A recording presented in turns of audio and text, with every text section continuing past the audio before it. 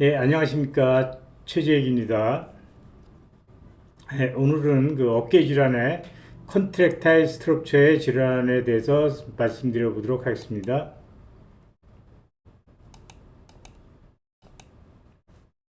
예, 시리악스 선생님께서는 그 운동계 구조물을 이너 스트럭처하고 이제 컨트랙타일 스트럭처로 이제 구분을 하셔서 이너 스트럭처라는 것은 이제 스스로 움직일 수 없는 구조물들, 뭐 조인트 캡슐, 버사, 리가멘트, 본, 너브 뭐 여러 조직이 이너 스트럭처에 속하고요.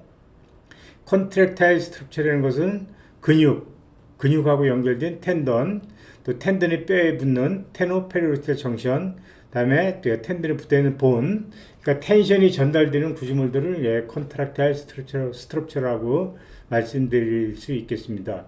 그래서 이 두 구조물에 셀렉티브 텐션을 줘서 이상이 있는지 없는지를 판단하게 되는데, 셀렉티브 텐션을 주는 방법으로서 컨트랙타일 스트럭처는 패시브 테스트라는 저항 검사 레지스티브 테스트를 해서 통증이 있는지 이크니스가 있는지 갖고 이상 여부를 판단하고, 이너 스트럭처의 이상 여부는 관절 가동 범위 검사를 해서 관절 가동 범위 제한이 있는지, 아니면 움직일 때 통증이 있는지, 아니면 그 엔드 필이 변화가 있는지를 보는데, 엔드 필이라는 것은 관절 가동 범위 말단에서 검사자가 치료사가 느끼는 느낌을 엔드 필이라고 합니다.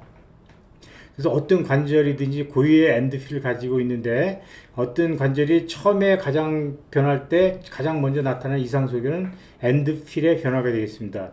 그래서 여기서는 또 이제 관절 가동 범위 제한이 있다면 관절 가동 범위 제한이 어떤 양상으로 나타나는지에 따라서 캡슐라 패턴이냐 넌 캡슐라 패턴이냐 이렇게 구분할 수가 있는데, 캡슐라 패턴이라는 것은 그 관절에 캡슐라이티스, 아스라이티스, 시노바이티스가 생기면 관절마다 특징적인 양상으로 관절 가동 범위 제한이 나타나게 되는데, 그 이유는 그 관절을 싸고 있는 그 근육의 머슬 스파즘 때문에 이제 1차적으로는 그 캡슐라 패턴이 나타나게 되고, 어느 정도 시간이 지나게 되면 2차적으로 조인트 캡슐이 파이브로시스가 돼서 특별한 양상으로 관절 가동 범위 제한이 나타나게 됩니다. 그래서 어깨 같은 경우에는 패시브 익스터널 로테이션 검사를 하기 때문에 익스터널 로테이션 리미테이션이 가장 심하고, 그다음에 패시브 애브덕션 리미테이션이 그 다음으로 심하고, 그다음에 패시브 인터널 로테이션 리미테이션은 그 가장 심하지 않은 양상으로 나타나는 것을 캡슐라 패턴이라고 하고, 이 캡슐라 패턴으로 관절 가동 범위 제한이 나타나게 되면 우리가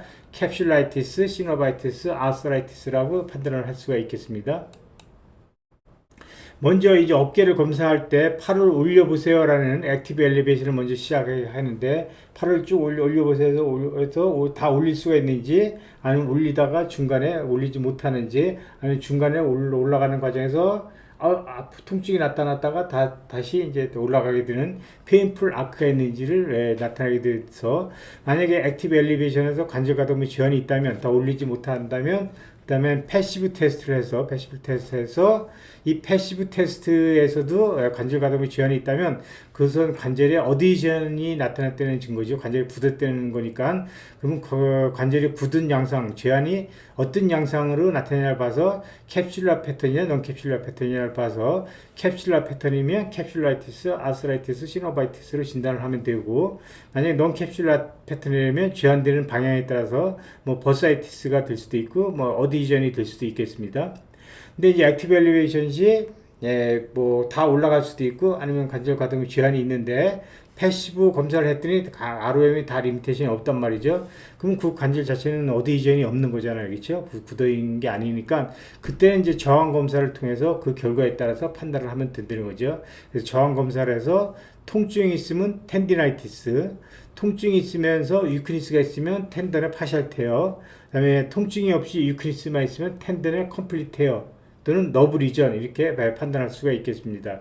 그렇지만 이제 여기서 조심해야 될 게, 통증이 있으면 2차적으로 통증 때문에 위크니스를 보일 수가 있기 때문에, 통증이 있으면서 위크니스가 있다고 해서 항상 텐던 테어가 동반되었다라고 판단할 수는 없다는 것을 우리가 염두에 두어야 되겠습니다.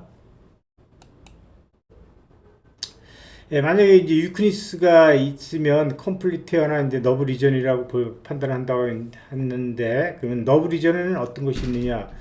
목에서 이상이 있어서 이제 그 문제가 있을 수도 있고요. 그다음에 숄더 스캐플라의 움직임에 제한이 있어서 어깨가 못 움직일 수도 있겠죠. 그래서 이제 스캐플라의 움직임을 제한시키는 것은 스파이널 액세서리 너브가 이제 뭐 마비가 되게 되면 어퍼 트라페지우스가 이제 그 위크니스가 생겨서 스캐플라 로테이션에 리미테이션이 있어서 어깨를 다 올릴 수 없게 되겠고요. 그다음에 롱 소라식 너브 리전이 있게 되면 세라투 센트리아가 마비가 돼서 스캐플라가 로테이션이 안 되기 때문에 이제 어깨를 올릴 수가 없겠죠. 그다음에 숄더 자체를 움직이는 엑실라리 너브나 수프라스캐플라 너브에 이상이 있게 되면 딜티드 머슬이나 뭐 수프라스피나투스, 인프라스피나투스 머슬이 마비가 되면서 그 위크니스가 있으면서 어깨 운동을 제한을 할 수가 있겠습니다. 그래서 목, 스캐플라 쪽 어깨를 움직이는 그 너브에 이상이 있을 때 이제 우리가 어깨를 제대로 움직일 수 없다는 것을 기억해 둘 필요가 있겠습니다. 그러면 이제 우리가 회전근개라는 말을 많이 하는데 회전근개가 무엇이냐를 살펴보게 되면 회전근개라는 것은 어깨를 둘러싸고 있는 힘줄 덩어리죠. 힘줄 덩어리가 회전근개인데 앞쪽에 있는 서브스캐플라리스를 이제 앞쪽에 붙어 있는데 이걸 보통 어퍼 파트, 로어 파트 이렇게 구분을 해서 생각을 합니다. 그다음에 위쪽 그레이 튜버리스트의 튜버리티 어퍼 파셋에 인서션하는 극상건 수프라스피나투스, 그다음에 이제 미들 파셋에 인서션하는 인프라스피나투스, 그리고 로어 파셋에 인서션하는 소원근 테레스 마이너를 다 합해서 요걸 이제 회전근개라고 합니다. 그래서 우리가 회전근개는 따로따로 공부를 하지만 사실은 이렇게 다 한 덩어리로 연결되어 있다는 것을 우리가 기억해 둘 필요가 있겠습니다. 그럼 회전근개는 어떠한 역할을 기능을 하느냐를 살펴보게 되면 말 그대로 어깨의 관절을 회전시킨다. 그래서 서브스캐플라리스는 어깨를 내회전시키고 인프라스피나투스는 뒤에 있으니까 이스터널 로테이션을 시키고 수프라스피나투스는 위에 있으니까 잡아당기면 어깨가 어버드 로테이션이 되겠습니다. 그리고 이제 이 회전근개의 중요한 기능이 하나가 또 우리가 어깨를 움직일 때 항상 어깨 휴메랄 헤드의 센터가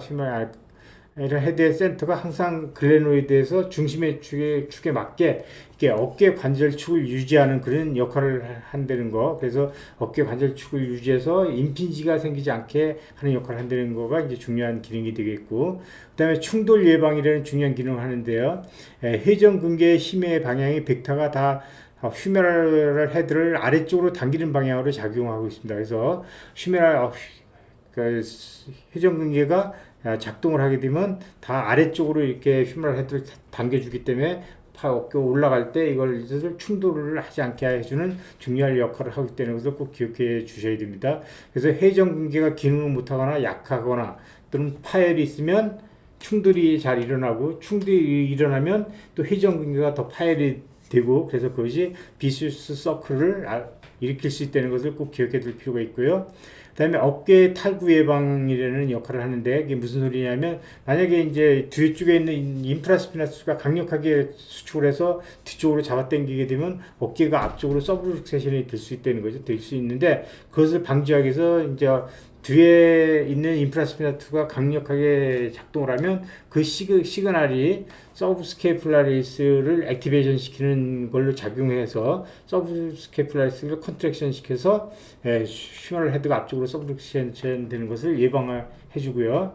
그 다음에 만약에 이제 서브스캐플라리스가 너무 강력하게 수축해서 앞으로 이제 이걸 잡아당기게 되면 뒤쪽에 있는 인프라스피나투스가 리액티브하게 액티베이션이 돼가지고 이제 그것을 방지해 줍니다. 그래서 이런 현상을 이제 다이나믹 리가멘트로서 이제 역할을 한다라고 말씀드릴 수가 있겠습니다.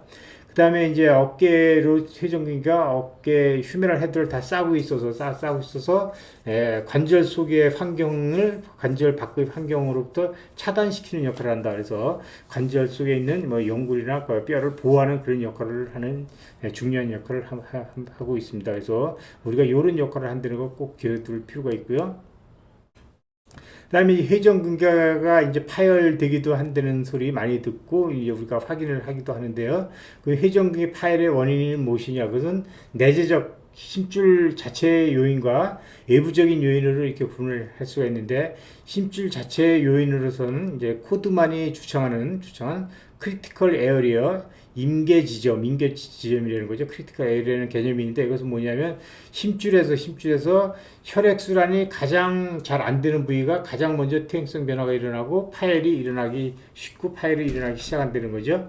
그 부위를 크리티컬 에어리라고 하는데 그게 어디냐면 힘줄이 붙는 인서션 부위에서 1cm 프록시말, 그다음에 힘줄의 아티큘라 서피스고, 그다음에 그 수프라스피나투스의 미디알 보이더부터 이제 1cm 레터럴 쪽, 그 레터럴 쪽에가 혈액순환이 가장 안 돼서 가장 먼저 이제 태아가 거기서부터 이제 발생하는 걸로 되어 있습니다.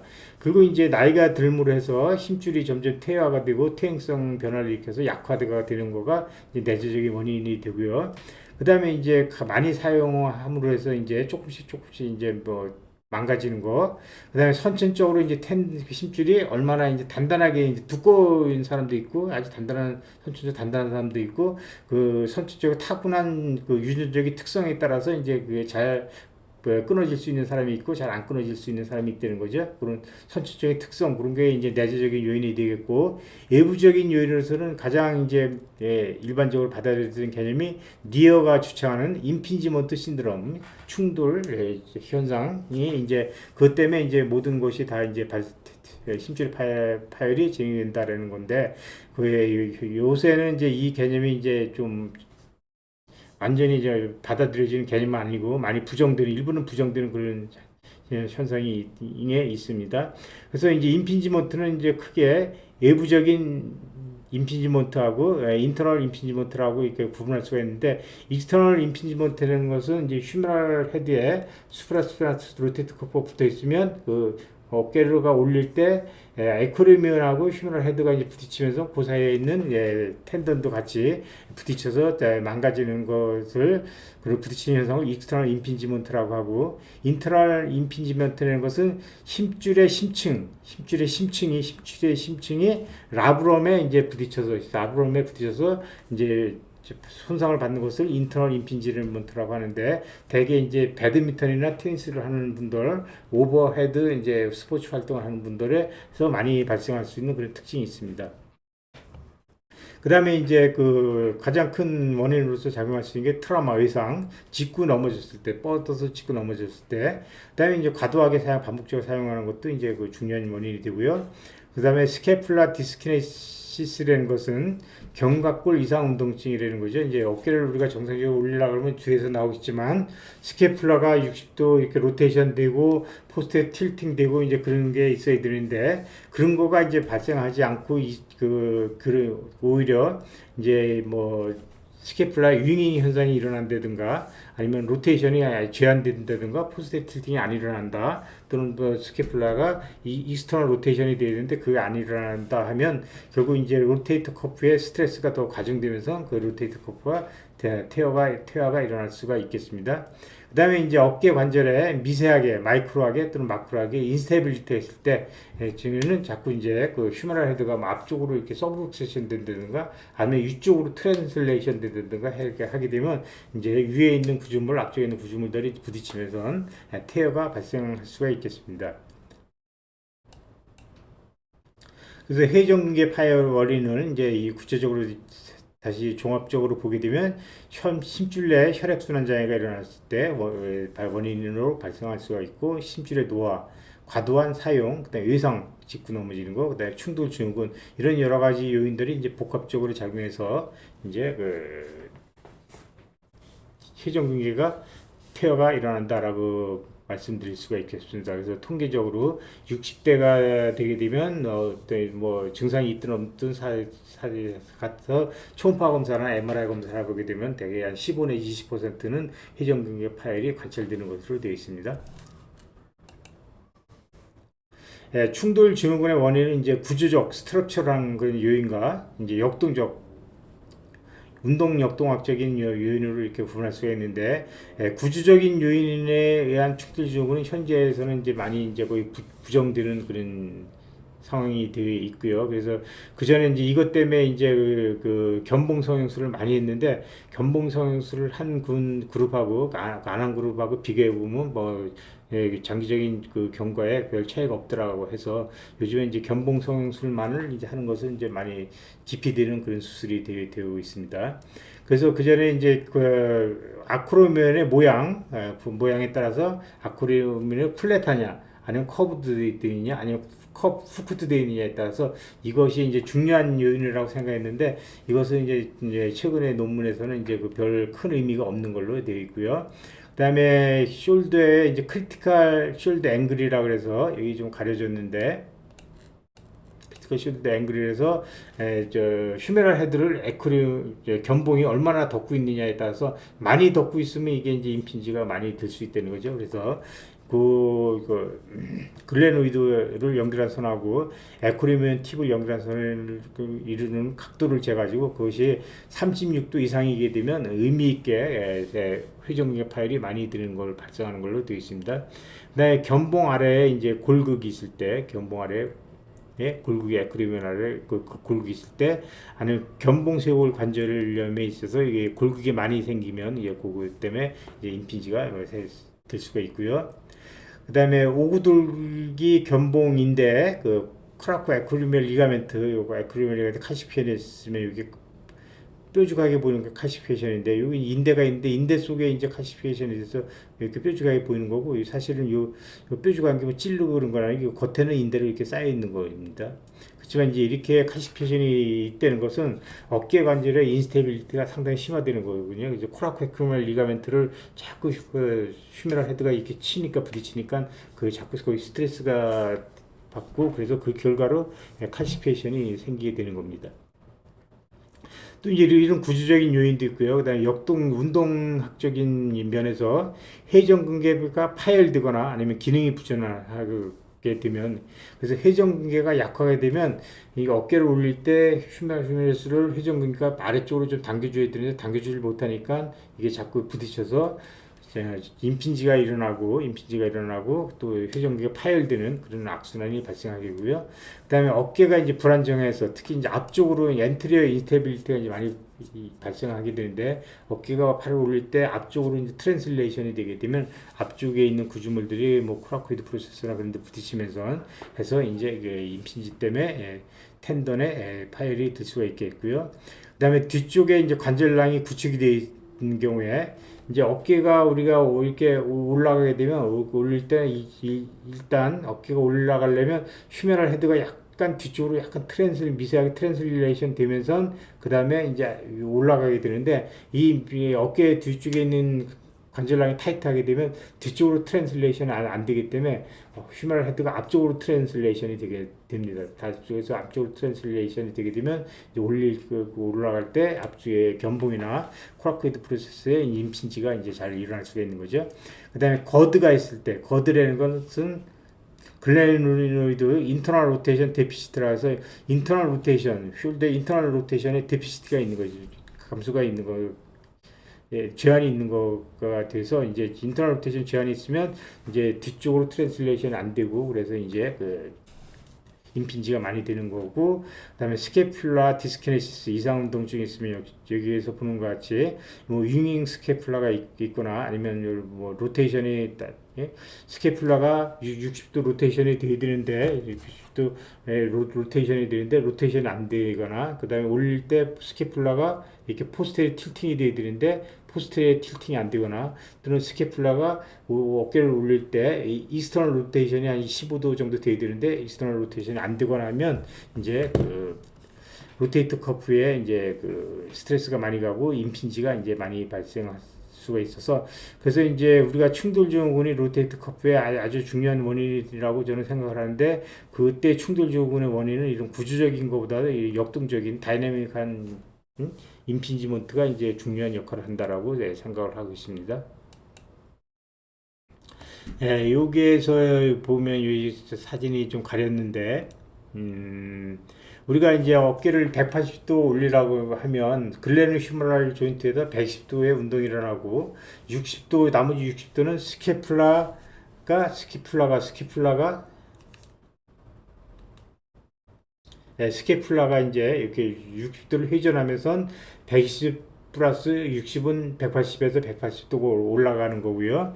근데 이제 스케플라가 60도가 이제 로테이션 때 되는 것은 주로 크게 기능하는 것은 세라투스 엔트리어가 이제 당기는 거죠. 그리고 이제 스케플라가 60도 이제 로테이션 되기 위해서는 여기서 보시면 SC 조인트에서 ACC 스토노클레이드 여기 SC 클레비큘러 스트라나 조인트에서 25도의 이제 로테이션하고 25도의 엘리베이션이 돼야 된다. 스케플라가 거기서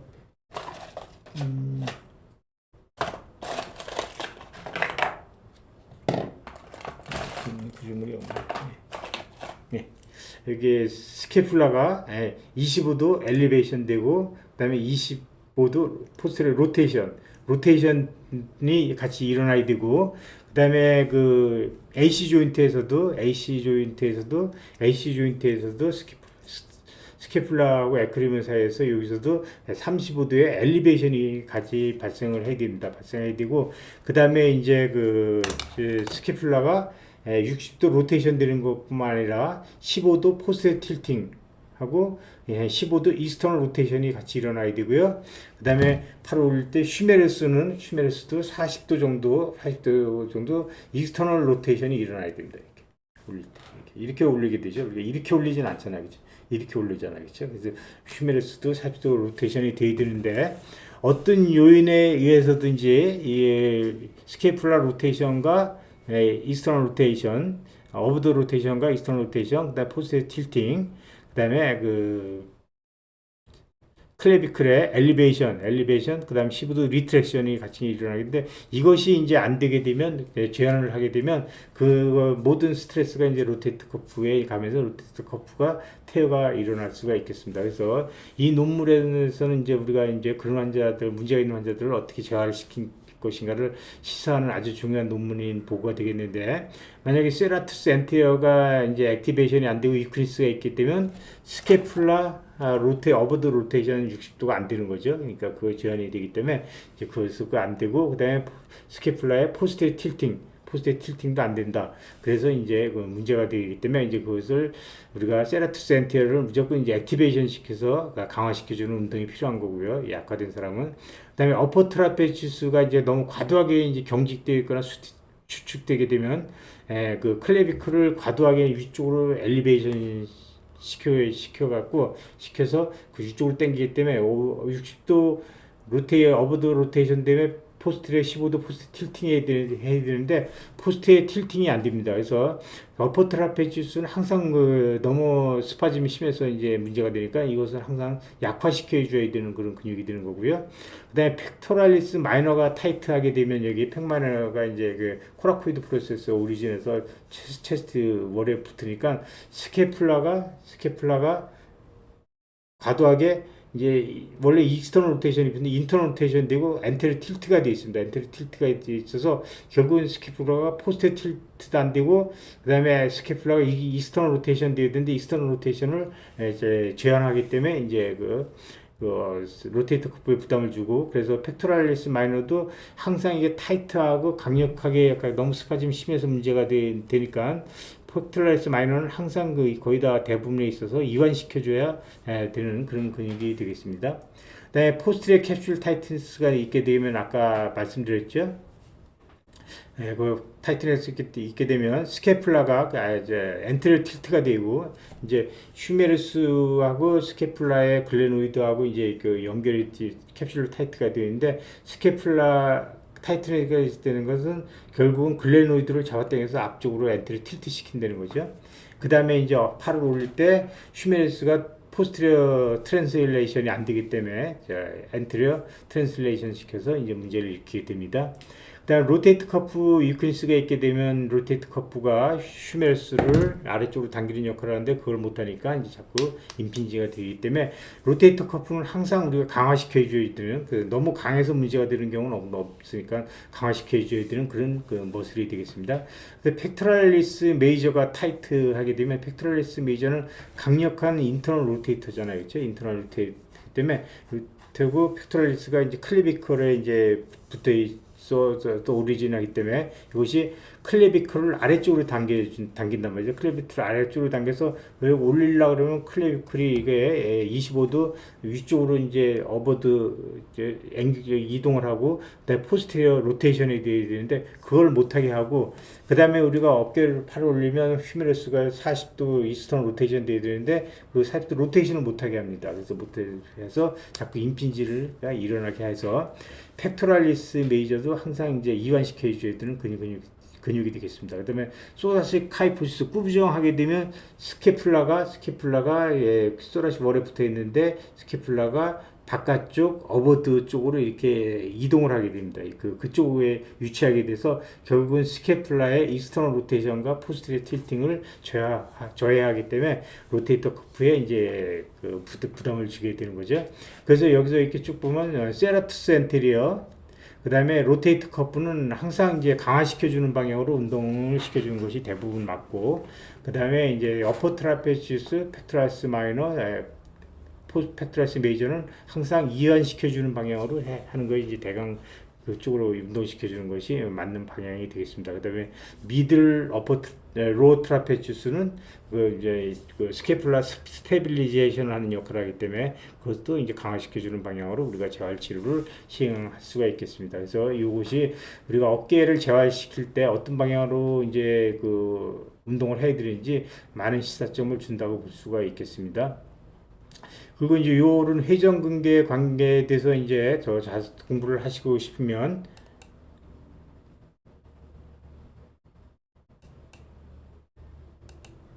링크가 깨졌나 보네. 이거는 이제 이렇게 회전근개 파일. 예, 안녕하세요, 최재입니다. 오늘 이제 제가 유튜브에 이제 이렇게 동영상을 올려놨으니까 유튜브 가셔서 보시면서 회전근개 파일에 대해서 더 자세하게 이제 공부를 하실 수가 있겠습니다. 그 다음에 이제 각각의 구조들에서 살펴보겠는데요. 컨트랙타일 스트럭처의 구조물을 보게 되면 어떤 것이냐, 머슬하고 이제 머스큘러 텐진 정션, 텐던이 뼈에 붙는 페로시달 정션, 그다음 본이 이제 이게 컨트랙타일 스트럭처가 되겠고, 이 컨트랙타일 스트럭처의 이상 여부는 저항 검사를 통해서 통증이 있는지 아니면 위크니스가 있는지를 갖고 이상이 있는지 없는지를 판단할 수가 있겠습니다. 그래서 이제 회전근개의 각 구조물하고 바이세스하고 트라이세스를 어떻게 셀렉티브 텐션을 줄 것인가를 이제 생각을 해봤는데, 시리악스 선생님께서는 이것이 가장 정확한 방법이다라고 말씀을 하시고 계십니다. 그래서 수프라스피나투스는 레지스티브 에비덕션, 인프라스피나투스는 익스터널 로테이션, 서브스케플라스는 인터널 로테이션, 그다음에 바이셉스 롱헤드하고 어덕터는 이제 레지스티브 어덕션, 그다음에 바이셉스 머슬은 엘보 플렉션, 트랩스 머슬은 엘보 익스텐션을 통해서 이제 통증이 있는지 위크니스가 있는지 갖고 이상 여부를 판단할 수가 있다라고 설명할 수가 있겠습니다. 텐던의 이제 패스로지를 보게 되면 텐던이 이제 무리하게 되면 맨 처음에 이제 텐던에 텐디나이스가 생기게 되고, 그것이 이제 또 반복적으로 되게 되면 텐디노시스, 퇴행성 변화가 일어나게 되고, 그것이 더 진행이 되게 되면 이제 파셜 테어가 일어나게 되고, 그것이 더 심해지면 풀시크니스 테어가 되게 됐습니다. 그래서 텐던 테어는 아까도 말씀드렸듯이 크리티컬 존이 아주 중요하다는 거. 네.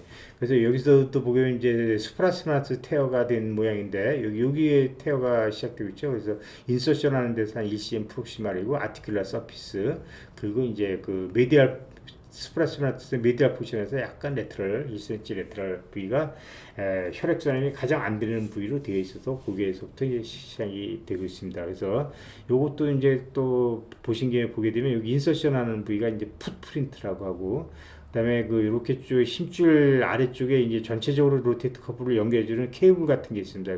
로테이터 케이블이라고 합니다. 수프라스피나투스를 이제 각각 살펴보시겠는데, 수프라스피나투스를 보시게 되면 저항 검사 에비덕션에서 이상 여부를 판단할 수가 있고, 그때 통증이 있으면 수프라스피나투스의 텐디나이티스, 물론 이제 델토이드 이상이 있을 때도 이제 통증이 일어날 수가 있는데 아주 드뭅니다. 이거 아주 드물고 델토이드는 대개 이제 외상이 아니면 거의 병을 일으키지 않습니다. 그리고 이제 요거는 어떻게 두 개를 감별진하느냐 하면 그때는 90도 에비덕션 한 상태에서 레지스티브 어덕션, 레지스티브 익스텐션 해서 그때 통증이 같이 있으면 이제 델토이드 문제라고 이제 판단할 수가 있겠습니다. 그다음에 통증하고 위크니스가 같이 있으면 힘을 전달하는 구조물의 일부가 차단이 됐다라고 생각할 수가 있어서 파셜 테어라고 이제 생각할 수가 있겠고요. 통증은 없이 유크니스만 있다 그러면 수프라스피나스의 토탈 럽처 또는 너브 리전 이렇게 생각을 할 수가 있겠습니다.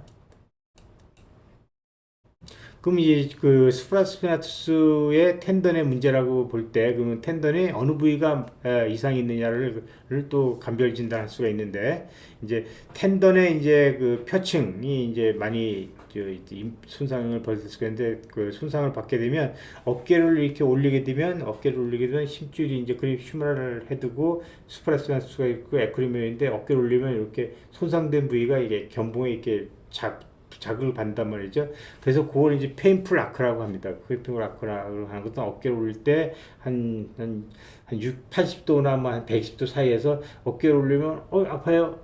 조금 더 해봐. 지금 괜찮네요 하고 내릴 때도 그 각도면 아픈데요 하는 거, 그것을 페인풀 아크라고 합니다. 그래서 페인풀 아크가 있다는 것은 어깨를 올릴 때 그레이티버리티하고 견봉하고 그 사이 어떤 구조물이 그 사이에 임핀지가 된다, 낀다라고 생각할 수가 있겠고, 그 다음에 심줄의 아티큘라 서피스에 병변이 있을 경우에는 팔을 쭉 올렸을 때 엔드레인지에서 통증이 일어날 수가 있는데, 이 엔드레인지에서 이제 글레노이드 라브룸이 병변 부위를 자극해서 통증을 일으킬 수가 있습니다. 그래서 우리가 엔드레인지에서 통증이 있다라고 하면 몇 가지 병변을 감별 진단을 해드리는데, 이렇게 로테이트 커프에 그 아티큘라 서피스에 이상이 있는 경우에도 엔드레인지에 통증이 있을 수가 있겠고요. 그 다음에 이제 AC 조인트나 SC 조인트에 병변이 있을 때 그래도 엔드레인지에서 통증이 있을 수가 있겠고, 그 다음에 이제 오전에 공부하시겠지만 크로닉 버사이티스가 있을 때도 엔드레인지에서 통증을 일으킬 수가 있겠습니다.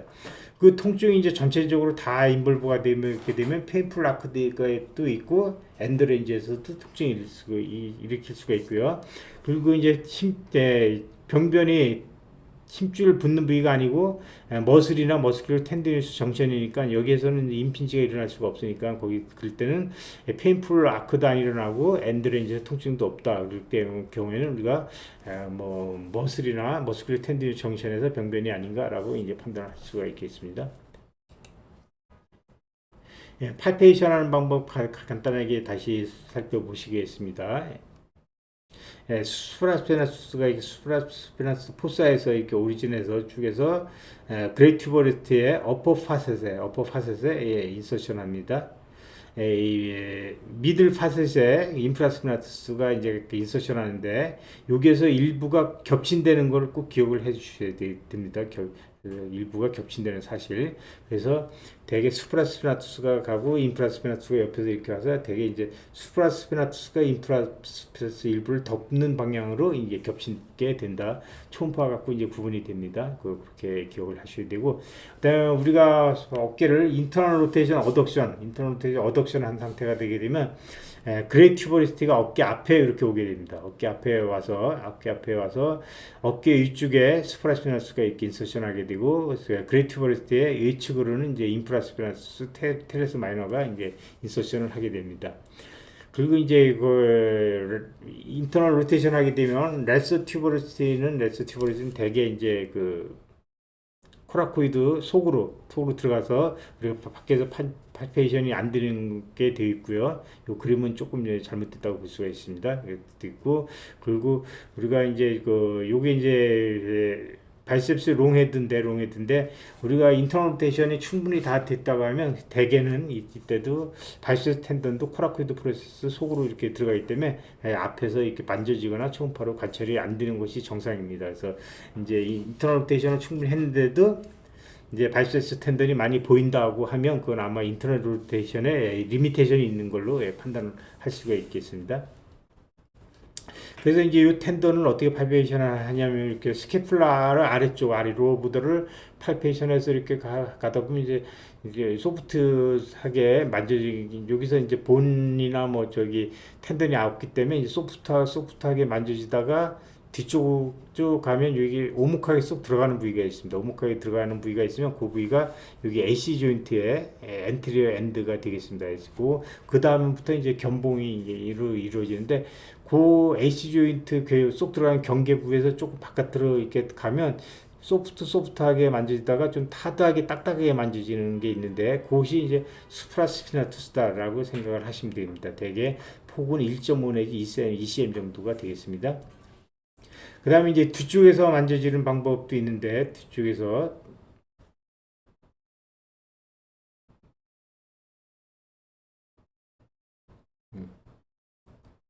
네.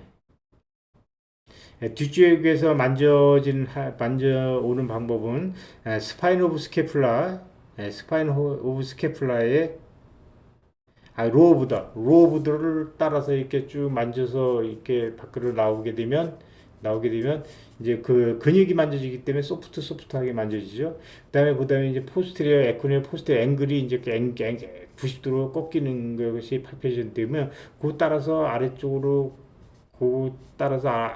가면서 이렇게 만져서 그거 따라가다 보면 이제 아주 소프트하게 만졌다 이렇게 하드하게 좀 만져지는 지점이 있습니다. 하드하게 만져지면 그 지점이 스프라투스의 그 레터럴 보더다라고 생각할 수가 있습니다. 그래서 안쪽에서 바깥쪽에서 이렇게 만질 수가 있겠고요. 그리고 이제 그 스파인 오브 스캐프라를 만져서 가다가 에크로미언 앵글에서 꺾어지지 않고 그대로 바깥으로 쭉 따라 나가다가 이제 좀 딱딱하게 만져지면 그 부위는 여기 인프라스피나투스의 텐던이 붙는 부위다라고 판단을 하실 수가 있겠습니다. 그럼 이제 스프란시스 리전에 있을 때 치료를 어떻게 할 것인가는 시리악스에서 뭐 이제 그 트리암실린 10mg을 인필테이션 했다가 그 하고 다시 재발을 한 번 더 해보고 그래도 자꾸 재발해서 하면 엑스레이 찍어서 이렇게 뭐 후크트한 에크림에 보이면 견봉 성형술을 하라라는 레코멘드가 있는데 이건 옛날 개념입니다. 그래서 이거 에크림의 모양에 따라서 견봉 성형술을 한다는 건 옛날 개념이고 요즘에 이제 통용되지 않는 개념이고요. 그래서 이제 칼시피케이션이 없으면 일반적으로 뭐 디프렉션 마사지를 하든지 거기 인필트레이션을 해줄 수가 있고요. 그다음에 칼시피케이션이 있으면 요즘 하는 방법은 바보타지를 하거나 멀티플 리들링 아니 서브딜테이드 인젝션을 하는데 저 뒤에 가서 자세히 말씀드리도록 하겠습니다. 그리고 이제 제 경험에 따르면 이렇게 코라코 에크리말 리가멘트 카시피케이션이 있는 경우 이 정도 있으면 이런 환자들은 항상 로테이트 커프 테어가 있고 대개 보존적 치료에 반응이 잘 안 돼서 수술적 치료를 요하는 경우가 많더라는 것이 제 개인적인 경험입니다. 근거는 없고요. 네, 스프라스피나투스의 인필트레이션 할 때는 인터널 로테이션 어덕션 하게 되면 스프라스피나투스가 이제 그레이티버스가 이 앞에 있고 스프라스피나투스가 바로 직하방으로 이렇게 주행하고 하게 됩니다. 그러면 이제 그 텐던이 그 그레이티버스에 붙는 부위가 어느 부위가 될 것이냐를 보게 되면 대개 이제 견봉의 에크리멘의 그 로어 보드에서 대개 초음파로 이렇게 측정해 보면 2.5 내지 3cm 정도가 이제 그 심줄이 붙는 테노페르시아 정션이 됩니다.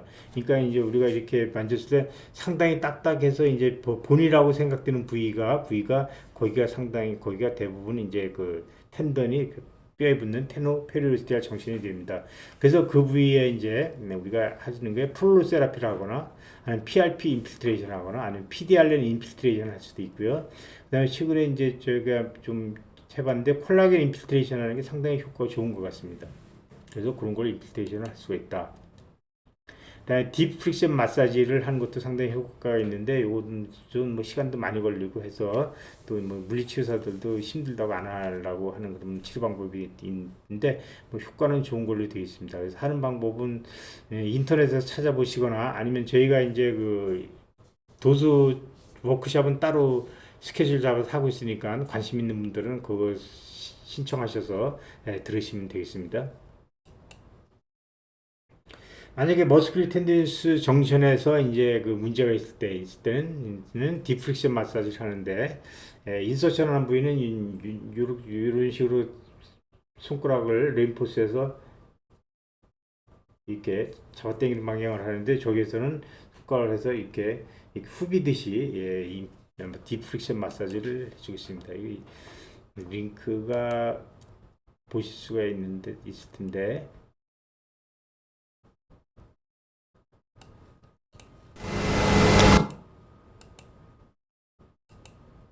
the other side and uses the middle finger of the homolateral hand reinforced by the index finger. We palpate the space between the spine of the scapula and the clavicle towards lateral direction and look for tenderness. The palpation is a prosupination movement with flexed middle finger. 파셜 테어가 있을 때 대개 이제 중년 남성에서 이제 많이 생기고 크리티컬 존에서 많이 생긴다. 그다음에 그 프로포게이션 이렇게 점점 번져갈 수가 있다, 퍼져갈 수가 있다. 그러니까 스프라스파나투스 메디알 포션에서 처음에 이제 테어가 있다가 점점 레터럴 포션으로 이제 그 테어가 확장될 수가 있겠고요. 그다음에 더 심한 경우에 인프라스피나투스까지 이제 확장이 되고, 또 더 심해지면 그 다음에 서브스케프라리스까지 확장이 되는 그런 게 나타날 수가 있겠습니다. 그 다음에 이제 통증이 있으면서 위크니스가 심하면 견봉에 그 메타스타시스를 의심해야 된다라고 하는데, 뭐 상당히 이건 드문 것 같습니다. 저 한 번도 못 봤고. 그다음에 여기서 치료는 마찬가지 인필트레이션 하고, 인필트레이션 했을 때는 항상 너무 과도하게 움직이지 말아라는 경고를 해줘야 됩니다. 조금 이따 치료에 대해서는 자세히 말씀드리도록 하겠습니다. 치료에 이제 나오네요. 스프라스피나투스 리전의 치료 프로토콜입니다. 이건 마찬가지 서브스케프라리스 인프라스피나 다 마찬가지입니다. 처음에는 이제 페인 컨트롤하는 게 1차적인 목표가 되겠고, 2차적인 목표는 텐던의 기능을 향상시키는 게 2차 치료가 되겠습니다. 그래서 페인 컨트롤을 위해서는 인트라아티큘라 인젝션을 하거나 버사이다 인젝션을 하거나 아니면 너브 블록을 할 수가 있겠습니다. 그 다음에 텐던의 기능을 향상시키기 위해서 최충격파 치료를 하거나 증식 치료, PRP 치료, 그 다음에 엑서사이즈, 콜라겐 인필트레이션을 할 수가 있습니다. 통증 컨트롤을 위해서는 저 같은 경우에 대개 트리암시린을 20mg을 인트라아티큘라 인젝션 하거나 또는 버사이다 인젝션 합니다. 그건 어디에 인젝션 할 것인가는 이제 그 뒤에서 자세히 나오지만, 이제 그 피지컬 익제미션에 따라서 또는 소노 파인딩에 따라서 이제 하는데, 뒤에서 다시 말씀드리도록 하겠습니다. 심줄의 기능을 향상시키는 건 이런 거 말씀드린 거고요. 이 환자는 좀 젊은 사람인데 보기 때문에 스프라스피나투스 아티큘라 서피스에 이제 테어가 있고, 트랜스버스 스캔해 보게 보면 이게 스프라스피나투스가 되는데, 스프라스피나투스하고 인프라스피나투스가 있는데 경계부에 이렇게 텐던이 이렇게 부어 있고, 그 텐던 실질 내에 테어가 있는 것처럼 이렇게 보입니다. 그래서 요 경계부에 이제 텐던이 이제 부어 있고 테어가 시작되는 것은, 이건 인터널 임핀지가 있을 때 나타나는 증상입니다. 인터널 임핀지먼트. 익스터널 임핀지가 있을 땐 대개 그 스프라스피나투스의 그 메디알 보더의 요 부위에 먼저 스웰링이 일어나고, 이제 여기서부터 테어가 일어납니다. 경계부. 그래서 대개 이제 여기 뭐 뚜렷하게 보이지 않지만, 우리가 이제 아티팩트를 이용하면 경계가 이렇게 보이는데, 되게 스프라스피나투스가 이렇게 붙고 그 표층으로 인프라스피나투스가 붙는 거고, 그러니까 아까 제가 잘못 말씀드린 것 같은데, 스프라스피나투스가 인서션하고 인프라스피나투스가 이렇게 일부 덮는 거, 이런 식으로 이제 그 인서션을 하게 됩니다. 그래서 이제 이런 거를 하나만 보면 이제 인트라 서브스탄스 테어 같지만, 이것도 자세히 살펴보시게 되면 이렇게 심층하고 연결된 심층의 파일이 대부분 보입니다. 그래서 이런 것도 대부분 인트라 서브스탄스 테어가 아니라 그 아티큘라 서피스 테어라고 이제 볼 수가 있겠습니다. 이 환자도 아마 그 무슨 테니스인가 배드민턴인가 너무 과도하게 쳤던 그랬던 환자였던 것 같습니다.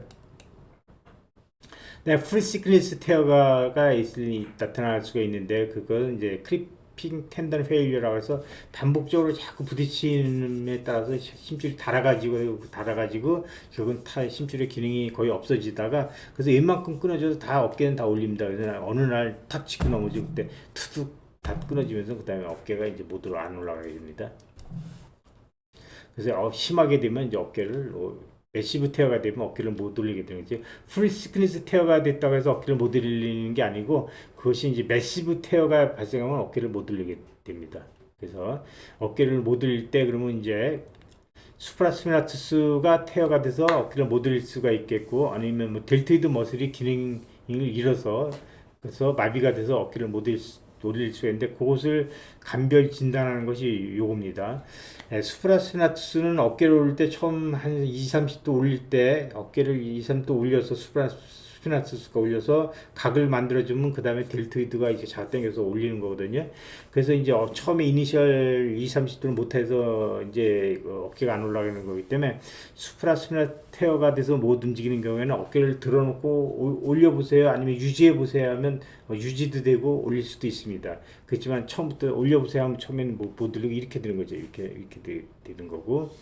그렇지만 이제 그 수프라스피나투스 테어가 아주 크로닉하게 돼서 오래되게 되면 그때는 이제 델토이드 머슬까지 위크니스가 같이 생겨서 이제 올리고 유지하려고 그러면 유지가 안 됩니다. 그런 경우도 있으니까 꼭 요거 갖고 모든 것을 다 해결이 되는 그 근거 옵션은 아니다라는 것을 기억해 둘 필요가 있고요. 우리가 뭐 풀시크니스 테어가 됐다고 해도 다 수술하고 그런 건 아니죠, 그렇죠? 뭐 환자의 상태나 아니면 뭐 여러 여건에 따라서 나이에 따라서 이제 보존적으로 이제 치료할 수도 있고 꼭 수술을 해야 되는 경우도 있고 그렇습니다. 그래서 보존적으로 치료할 때는 똑같이 이제 통증 컨트롤해서 하는 방향으로 이렇게 하고 그다음에 이제 이제 스트렝스닝 엑서사이즈를 통해서 이제 또 이제 그 처음에 다치고 나서 안 올라가는 것도 잘 재활 시켜주면 어깨가 올라갈 수가 있습니다.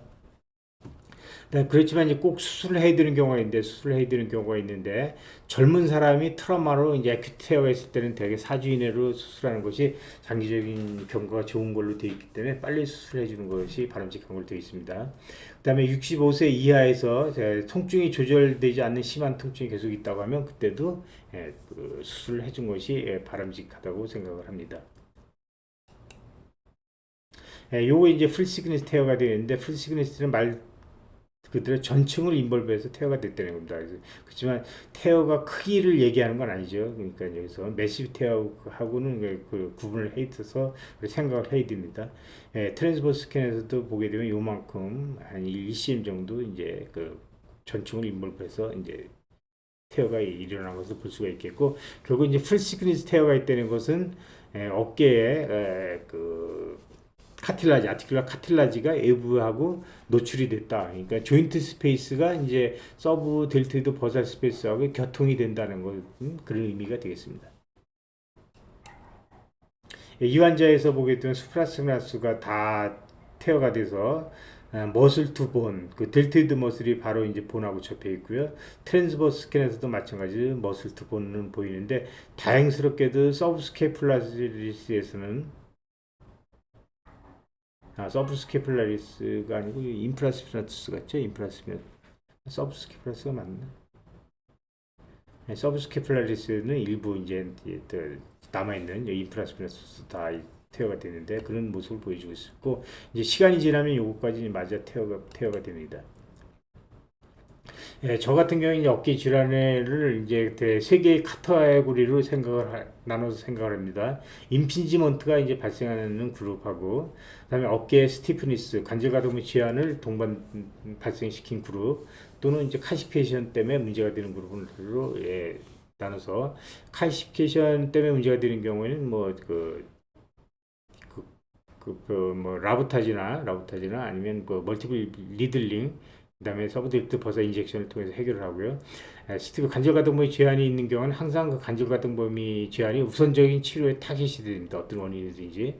그다음에 이제 그 임피지먼트가 있으면 임피지먼트 때문에 버사이티스 생길 수도 있고 텐디나이티스 생길 수도 있고 텐던 테어도 생길 수가 있겠고 그다음에 더 심해지면 시노바이티스 생길 수가 있겠고 아주 심해지면 관절 아스로페시가 나타나게 됩니다.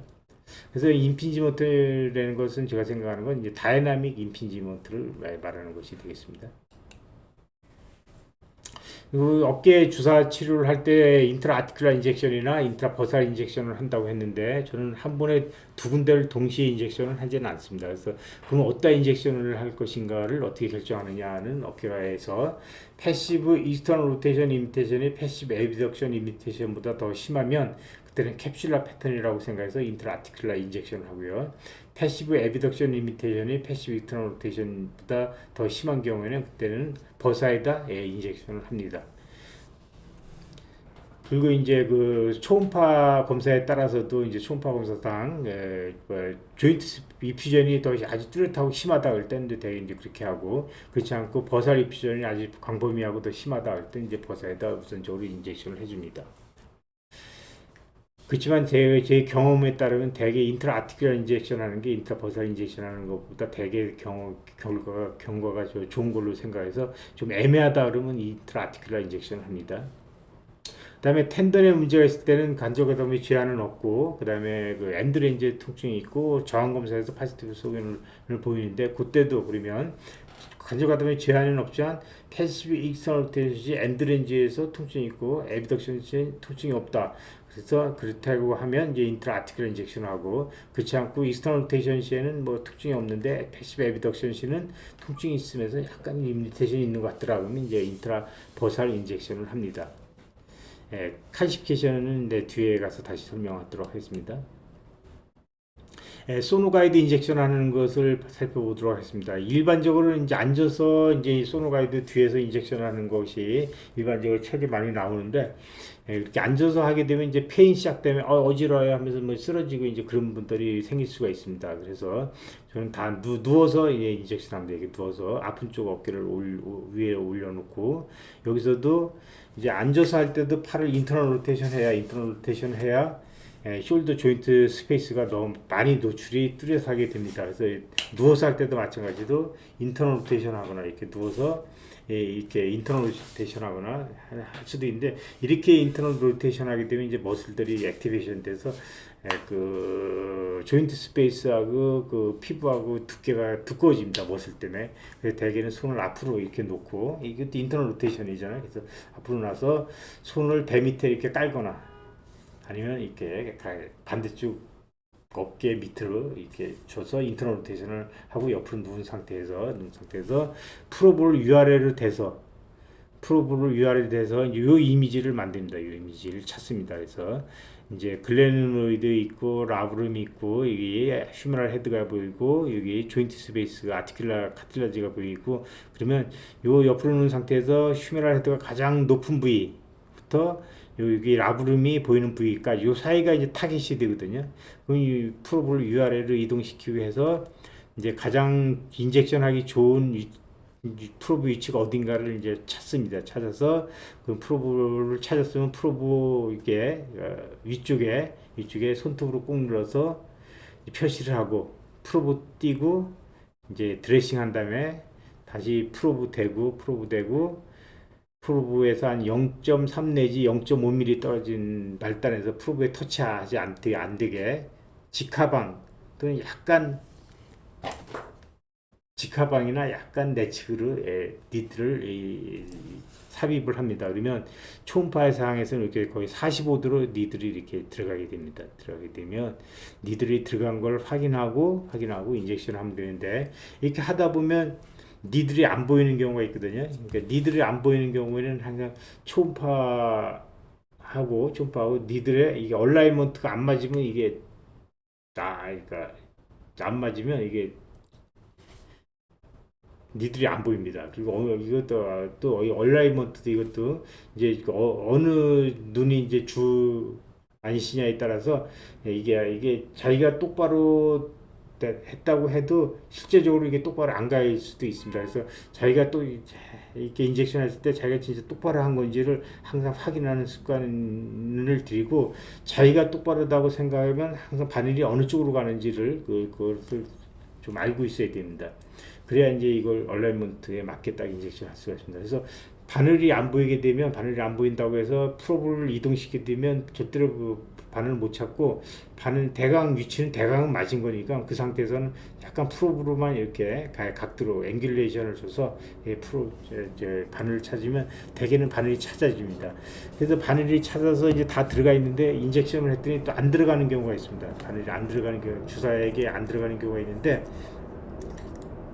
그런 경우에는 대개 이제 주사 바늘의 배별면이 있잖아요. 배별면이 아티클라 카틸라지에 이제 박혀 있거나 그러면 이제 그 주사액이 안 들어갈 수 있습니다. 그럴 경우에 이제 주사 바늘 조금 돌려서 배별면의 위치를 바꿔주고 주사하면 약이 스무스하게 들어갈 수 있습니다. 그래서 어쨌든 약이 스무스하게 들어가고 초음파상에 바깥으로 약이 퍼지는 게 없어야 이제 인트라아티큘라 인젝션이 된 거고, 그 다음에 약이 쭉 주사하게 되게 되면 여기 조인트 스페이스로 약이 쭉 흐르는 게 보이고, 또 경우에 따라서는 조인트 캡슐이 쭉 디스텐션이 되는 게 볼 수가 있는데, 특히 이제 조인트 캡슐의 아래쪽에서 인젝션 하게 되면 조인트 캡슐 디스텐션이 잘 나타나고, 조인트의 위쪽에서 인젝션 하게 되면 조인트 캡슐의 디스텐션이 잘 나타나지 않습니다. 그래서 한번 인젝션 하는 거 동영상으로 한번 보시겠습니다.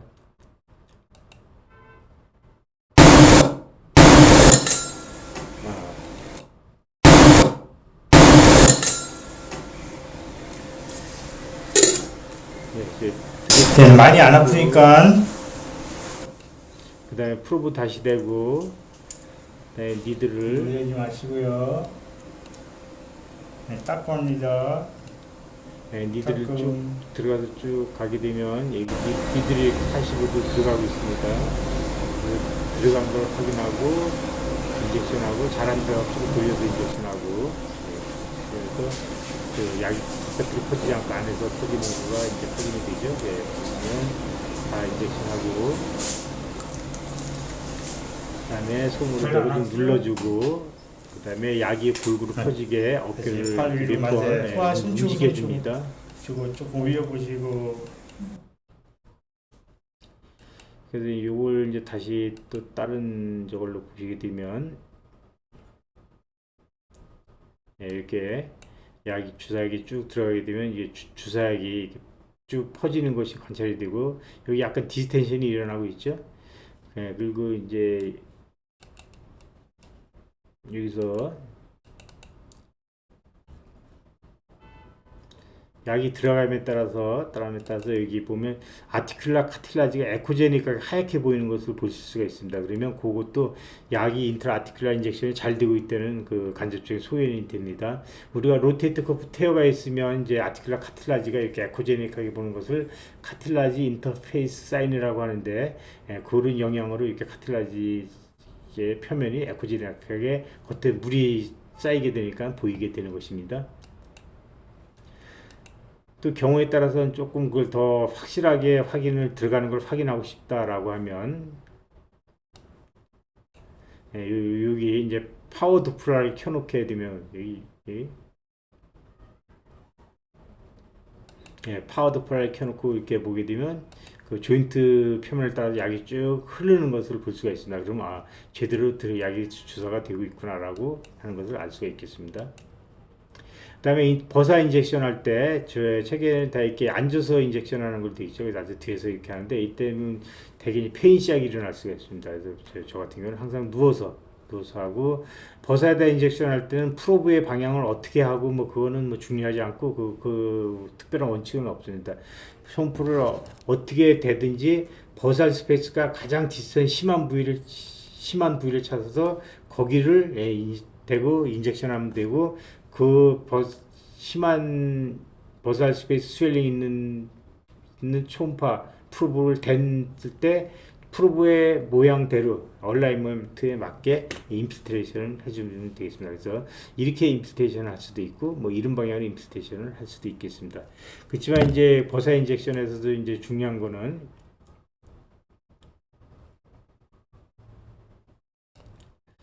버사 인젝션 할 때 이제 지금부터 보면 약이 전체적으로 버사가 이제 쭉 디스텐션이 되면서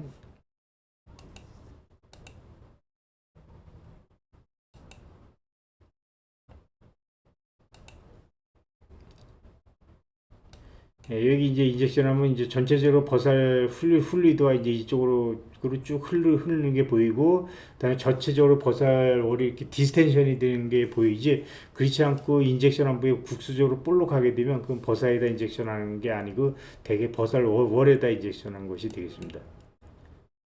그래서 이제 조금 아까는 버살월에 조금 들어갔던 거고 지금부터 들어가는 것은 인트라 버살 인젝션입니다. 그 차이가 여기서 처음에 보면 약간 볼록한 느낌이 있었어요. 그다음에 이제 지금부터는 전체적으로 이제 잘 들어가는 그런 모습.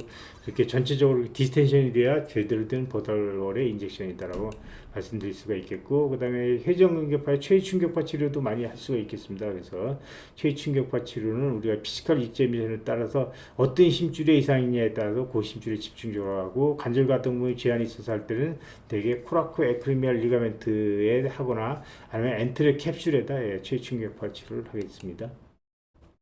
그래서 저항 검사에서 파지티브 소견을 보이는 게 됐다면, 통증이 있으면 스프라스메나투스, 그다음에 페인풀 아크가 있느냐 없느냐에 따라서 버살 사이드냐 아티큘러 서피스냐 머스큘러 텐디너스 정션이냐를 이제 구분할 수가 있겠고, 델토이드의 문제일 수도 있을 가능성이 있다라고 한다면, 호라이젠탈 부시터 에비덕션에서 호라이젠탈 어덕션 또 익스텐션 검사에서 거기서 파지티브 소견이 있으면 이제 델토이드라고 확인을 할 수도 있겠고, 그다음에 델토이드 머슬이 이제 앞쪽에서 이제 그 AC 조인트 앞쪽에 있어서 인서션을 하기 때문에 그때 이제 레지티브 어덕션 시 어깨 앞쪽에 이제 쭉 부위가 아프다 그러면 항상 우리가 AC 조인트의 병변일 때도 그것이 그런 일이 일어날 수 있다는 것을 염두에 두셔야 됩니다. 통증하고 위크니스가 같이 있으면 파셜 럽처, 위크니스가 있으면 토탈 럽처 또는 너브 리전. 그래서 엑실라리 너브가 병변일 때는 델토이드 머슬하고 테레스 마이너가 이제 인벌브가 되니까 어깨에 올리는 거가 이제 위크니스를 보일 것이고, 그 다음에 수프라스케이플라 너브가 마비가 되게 되면 수프라스피나투스하고 인프라스피나투스가 마비가 되기 때문에 되게 어깨에 익스터널 로테이션, 그 다음에 어깨 플렉션에 위크니스가 나타나게 되겠고, HMP4-5가 있어서 LC5 너브 루트가 마비가 돼서 어깨가 못 들린다고 할 때는 그때는 어깨를 못 들리고 그 동반돼서 엘보 플렉션 위크니스까지 같이 있기 때문에 이런 피지컬 이전 파인딩 갖고 요 각각의 너브의 병변을 우리가 간별 진단을 할 수가 있겠습니다. 근전도도 마찬가지입니다. 근전도에서도 어떤 근육에 이상이 있느냐를 갖고 이제 그 조합을 해서 간별 진단을 하는 것입니다. 이학적 검사하고 다를 게 없습니다. 그다음에 이제 저항 검사에 따른 이스턴 로테이션인지 통증이 있다고 하면 인프라스피나투스 어떤 테레스 마이너라고 생각할 수가 있는데, 테레스 마이너 병변도 이것이 뭐 외상이 아니면 거의 병변이 없습니다. 그래서 그냥 인프라스피나투스 문제라고 생각하면 별 무리가 없습니다. 그리고 여기서 텐디나이티스, 파셜 럽처, 토탈 럽처, 너브 리전 이렇게 구분할 수가 있고요. 인프라스피나투스, 인프라스피나투 포사에서 오리진해 가지고 이렇게 그 그레이트 버스트의 미들 파셋에 이제 인서션을 하게 되죠. 그리고 여기에 병변도 이제 테노페리시알 페리오스텔 정션에서 버살 서피스냐 아니면 아티큘라 서피스냐에 따라서 그는 페이프 라크가 있느냐 아니면 엔드렌지의 통증이 있냐에 따라서, 그다음에 아무것도 없으면 머스큘러 텐디너 정션의 병변이다라고 이렇게 구분을 할 수가 있겠습니다. 요런 양상으로 인서션 하는 거 요거 우리가 기억해 둘 필요가 있죠. 팔페이션 하는 거, 이제 인프라스피나스 스케플라 스파인의 로우 보드를 따라서 만져지고 이렇게 쭉 가다 보면 소프트하게 만지다가 에쿠리미온 앵글을 따라서 앞쪽으로 가서 하드하게 만져지게 되면 그건 수프라스피나투스고, 그리고 그대로 바깥으로 나와서 따뜻하게 만져지면 인프라스피나투스다, 그렇게 생각하시면 되겠습니다. 인프라스피나투스 텐던이 이제 그 스프라스피나투스하고 겹친 부위나 뭐 그 부위에서는 잘 구분이 안 되는데, 어쨌든 인프라스피나투스의 특징은 텐던이 얇다, 그다음에 텐던의 길이가 짧고, 그다음에 휴메랄 헤드하고 그레이티브스하고 이르는 각도가 크다. 이렇게 좀 편편한 양상을 보인다. 그렇지만 이제 그 수프라스피나투스는 여기 이것이 각도가 작죠. 그래서 이런 식으로 이제 돼 있죠. 이렇게 앵귤레이션이. 그다음에 인프라스피나투스 쪽으로 가서 이 각도가 점점 작아집니다. 휴메랄 헤드하고 레티브러스 이런 각이 그거 기억해 둘 필요가 있고요. 그래서 미들이나 로어 포션에서는 뚜렷하게 구분이 되는데 어퍼 포션에서는 자꾸 수프라스피나투스하고 구분하는 게 쉽지는 않습니다. 인필트레이션 할 때 스핑크스 포지션이라고 해서 이제 이렇게 엎드린 자세를 해서 팔을 익스턴 로테이션 시키게 되게 되면 이것이 가장 많이 이제 노출이 되기 때문에 뭐 여기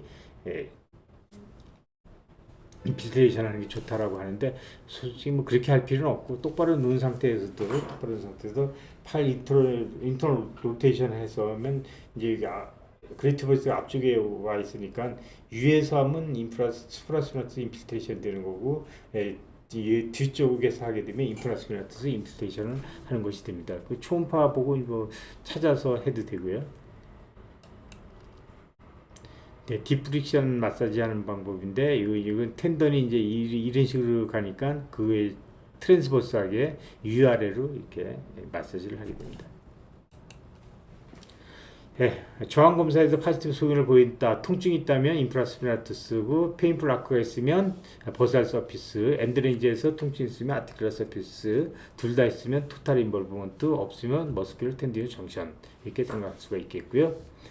그다음에 페인 위크니스가 같이 동반되어 있다면 파셜 럽처, 그다음에 위크니스만 있다면 인프라스피나투의 토탈 럽처 또는 너브 리전인데 인프라스피나투의 토탈 럽처는 이제 인컴비네이션 위드 수프라스피너스 되게 이제 수프라스피너스 병변하고 같이 동반돼서 있는 경우가 대부분이죠. 또는 뭐 아주 드물게 아예 아이솔레이션 된 경우도 있다고 하는데 거의 없는 것 같습니다. 이게 토탈 럽처가 되는 경우. 그다음에 너브 리전은 C5 레디큘러 패시가 있을 때 이제 인프라스피나투스 익스턴 로테이션 위크니스가 있는데 이때는 뭐 델토이드도 위크니스가 있겠고 엘보 플렉스도 위크니스가 있으니까 그거 갖고 구분할 수가 있겠고 수프라스케플라 너브가 이제 스파이너 글레누드 노츠에서 파라라발 시스트가 있어서 너브가 눌린다 그러면 익스턴 로테이션만 위크니스가 있고 숄더의 에비덕스 위크니스는 없습니다. 올리는 것도 위크니스는 없겠죠. 뉴랄직 아마이트로피라는 것들은 알 수 없는 원인으로서 뭐 바이러스나 뭐 자가 면역 그런 거하고 상관이 있다고 생각이 드는데 알 수 없는 원인으로 심한 어깨 통증이 이제 있고 나서 한 달 정도 4주 내지 뭐 6주 이렇게 지나고 나서 어깨 주변에 있는 근육들에 심한 위크니스하고 머슬 아트로피가 심하게 나타나는 경우인데 그때는 이제 광범위하게 인볼브되고 선행적으로 심한 통증이 이제 같이 동반되기 때문에 히스토리를 갖고 감별 진단이 충분히 가능하고 마이오패시는 글로벌하게 위크니스가 나타나고 시메트리하게 나타나기 때문에 마이오패시를 감별 못하지는 않을 것 같습니다. 레지티브 인터널 로테이션 시에 통증이 있게 되면 인터널 로테이터는 이렇게 많잖아요, 그렇죠? 서브스케플라리스, 팩트라리스 메이저, 레티무스, 테레스 메이저 다 인터널 로테이터인데 이런 근육들은 뉴트럴 상태에서 인터널 로테이션 시 이 근육들은 평가가 안 됩니다. 평가 안 되는 게 뭐냐면 이것이 이제 너무 루즈해서 뉴트럴 상태에서는 이 텐션의 전달이 안 되기 때문에 여기 이상이 있어도 뉴트럴 상태에서 검사가 안 된다는 거죠. 그래서 이제 뉴트럴 상태에서 우리가 일반적으로 이제 검사해서 문제가 된다고 하면 다 100% 서브스케플라리스의 문제라고 생각을 하면 되겠습니다. 또 이제 만약에 이것을 이제 감별 진단을 한다고 한다면 이런 근육들은 다 인터널 로테이터면 또 어덕터잖아요. 그러니까 레지티브 어덕터 검사를 해서 그때 통증이 같이 있는지를 또 보고도 감별 진단은 가능하다고 생각이 됩니다. 마찬가지로 페인 있으면 텐디나이티스, 위크니스가 동반됐으면 파셜 럽처, 그 다음에 위크니스만 있으면 토탈 럽처 또는 너브 리전인데 너브 리전 때문에 서브스케플라 인터널 로테이션 위크니스가 있는 경우는 없습니다. 그러니까 너브 리전은 생각할 필요가 없다. 서브스케플라 텐더는 병변은 이제 이렇게 뻗고 넘어졌을 때 특히 뒤쪽으로 이제 인터널 로테이션한 상태에서 짚고 넘어지게 되면 앞쪽에 있는 근육들이 서브스케플라스가 심하게 다칠 수가 있습니다. 그래서 그때는 레지티브 인터널 로테이션 시 이제 위크니스를 보게 되고 또 패시브 인터널 로테이션 시도 엔드레인지에서 통증이 있을 수가 있습니다. 서브스케플라리스는 대개 이제 그레이 레스티브리스트 인서션하고 하는데 폭이 한 2cm 정도, 2 내지 2.5cm 정도 되기 때문에 이게 이제 멀티 펜네이트드로 되어 있고, 그래서 이건 어퍼 포션, 로우 포션을 나누어서 생각합니다. 그리고 서브스케플라리스가 레스티브리스트에만 인서션하는 거가 아니고, 서브스케플라리스의 어퍼모스트 파이버는 인트라 아티큘라 인서션을 한다는 것을 꼭 기억을 해둬야 됩니다. 레서티브리스트만 인서션하는 게 아니다라는 거. 그래서 이제 어퍼 포션이 인볼브가 하게 되면 이제 올릴 때 펜플라크가 일어나게 되고, 로우 포션이 인볼브가 되게 되면 호라이전탈 어덕션 시 통증이 일어나게 됩니다.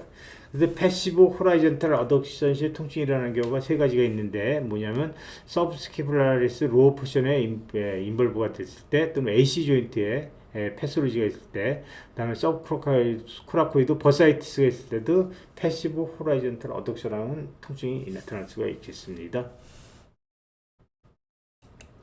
팔페이션 하는 방법은 여기 코라코이드 프로세스를 팔페이션 하고요. 프로세스 로우보다 해서 바깥쪽으로 이렇게 팔페이션해서 나가면, 여기 나가서 여기서 딱딱하게 큰 덩어리가 만져지는 거가 있거든요. 요것이 이제 레서튜버리스트입니다. 레서튜버리스트고, 거기 이렇게 건너가면 이제 이렇게 볼록하게 끝나는 면을 볼 수가 있는데, 팔을 뉴트럴 상태를 하게 되면 이제 바이셉스 텐던이 어깨 앞쪽에 이렇게 직하방을 주행하기 때문에 고부에다가 이렇게 팔페이션하고, 그 팔을 이제 손을 엄지를 대고 바깥으로 이렇게 돌리게 되면 손 밑으로 이렇게 지나가는 큰 덩어리가 있는데, 그것이 이제 레서튜버리스트가 되겠고, 이제 그 상태에서 엄지를 약간 어버드로 이렇게 약간 트랜슬레이션 한 상태에서 인터널 로테이션 하게 되면 그 손 밑으로 또 큰 덩어리가 지나가는데, 그것이 그레이 튜버리스트가 되겠습니다. 그래서 그레이 튜버리스트가 약간 이제 레서튜버리스트보다 약간 위쪽에 위치하고 있기 때문에, 이렇게 팔페이션 하고 나서 엄지를 댔을 때 약간 위쪽으로 이렇게 좀 누른 상태에서 이제 안으로 돌리면 그레이 튜버리스트가 이제 지나가게 되고, 그 뉴트럴 상태에서 이제 바깥쪽으로 돌리게 되면 레서튜버리스트가 이동하게 된다. 그렇게 이제 팔페이션을 할 수가 있겠습니다.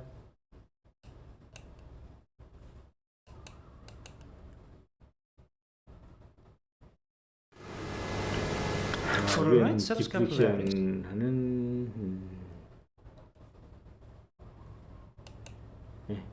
디프렉션 하는 거 한번 볼까요?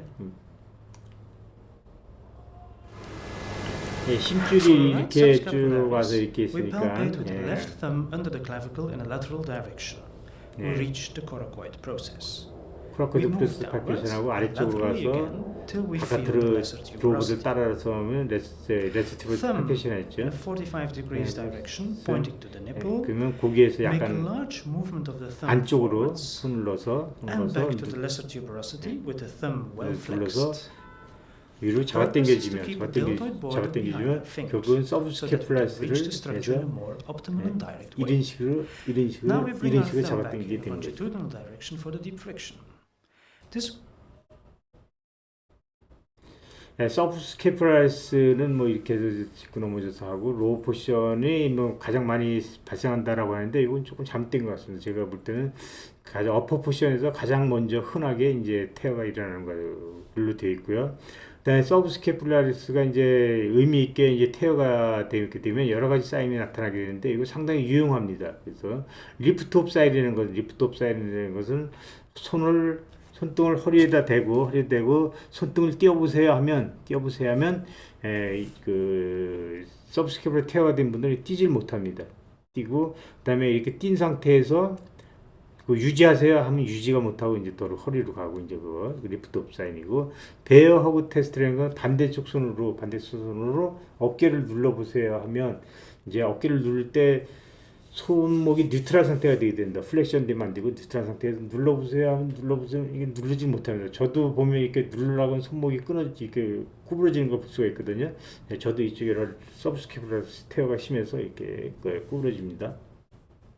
벨리 프레스 테스트라, 베어 허그 테스트라고, 벨리 프레스 테스트라는 것도 이제 손목을 뉴트럴 상태 유지하면서 그 손바닥으로 이렇게 배를 눌러보세요 하고 치료사가 손을 대고 내 손을 눌러보세요 하면 이렇게 손목이 구부러지지 않은 상태로 누르지를 못하는데 저도 이렇게 눌러보세요 하면 손목이 이렇게 많이 구부러지는 걸 볼 수가 있죠. 예, 그렇게 하는 거고 그 다음에 이제 뭐 이게 가장 센시티비가 높고 그런 검사다 나폴레옹 테스트라고 하는데 이거 벨리 프레스하고 비슷한 겁니다. 손을 배에 대고 어깨를 들지 않게 이제 지시를 하고 팔꿈치를 이 상태에서 들어보세요 하면 이제 이것이 어깨를 움직이지 않고 5cm 이상 들 수 있으면 정상인데 그 이상 못 들면 서브스케프라스에 문제가 있는 걸로 판단할 수가 있습니다. 여기는 이렇게 이쪽은 드는데 이쪽은 못 들고 있죠.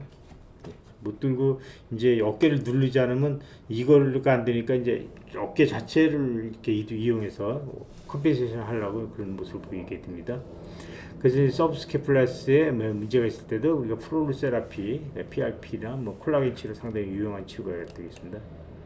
여기에서는 이제 그 서브스케플라스 수술하고 리테어가 됐을 때 판단했을 때 가장 뭐 유용한 거는 여기서는 뭐 인터널 로테이션 라그 사인이 가장 유용했다라고 하는데 인터널 로테이션 라그 사인은 리프트업 테스트랑 비슷한 건데 이렇게 허리에서 손을 이렇게 떼어놓고 유지해 보세요 그러면 서브스케플라스 테어가 있으면 유지가 안 되고 어깨 등 쪽으로 이렇게 가게 됩니다. 그것을 이제 인터널 로테이션 라그 사인이라고 합니다. 그래서 서브스케플라스 평가는 이렇게 저항에 따라서 안쪽으로 잡쪽으로 잡아당겨보세요 해서 저항해서 얼마나 힘이 있는지 보고 그다음에 패시브 이스터널 로테이션 시 통증이 있나 보고요. 그다음에 패시브 이스터널 로테이션 시 리미테이션이 있나 보는 거죠. 그러니까 서브스케플라스가 크로닉하게 태어가 되게 되면 이스터널 로테이션 패시브 이스터널 로테이션 시 서브스케플라스에 머슬 스파즘이 생기면서 서브스케플라 패시브 이스터널 로테이션에 리미테이션이 있을 수가 있겠습니다. 특히 이제 서브스케플라스 칼시피케이션인 사람들 되게 심하죠. 그 사람들 패시브 이스터널 로테이션 시키면 거의 안 되는 그런 것을 볼 수가 있는데 그래서 패시브 이스터널 로테이션 시 뉴트럴 상태에서 하고 90도 에비덕션 시 이스터널 로테이션 시켜서 만약에 90도 에비덕션 시 로테이션은 잘 되고 뉴트럴 상태에선 리미테이션이 있다라고 하면 그건 이제 수파스케플라의 머슬 스파즘에 의해서 이스터널 로테이션 리미테이션이 온 거거나 아니면 수페리어 글레노휴메랄 리가멘트에 컨트랙처가 있어서 이제 이스터널 로테이션 리미테이션이 있을 때도 뉴트럴 상태에서는 리미테이션이 있고 에비덕션에서는 리미테이션이 안 보이는 그런 현상을 우리가 볼 수가 있겠습니다. 그래서 요거는 이제 서브스케플라스의 풋프린트가 인서션한 부위가 그 전에 우리가 이제 레스튜브레스트만 생각했는데 실제로 보니까 인트라티큘라 이제 인서션을 하더라는 거를 보고한 그 논문이 되겠고요.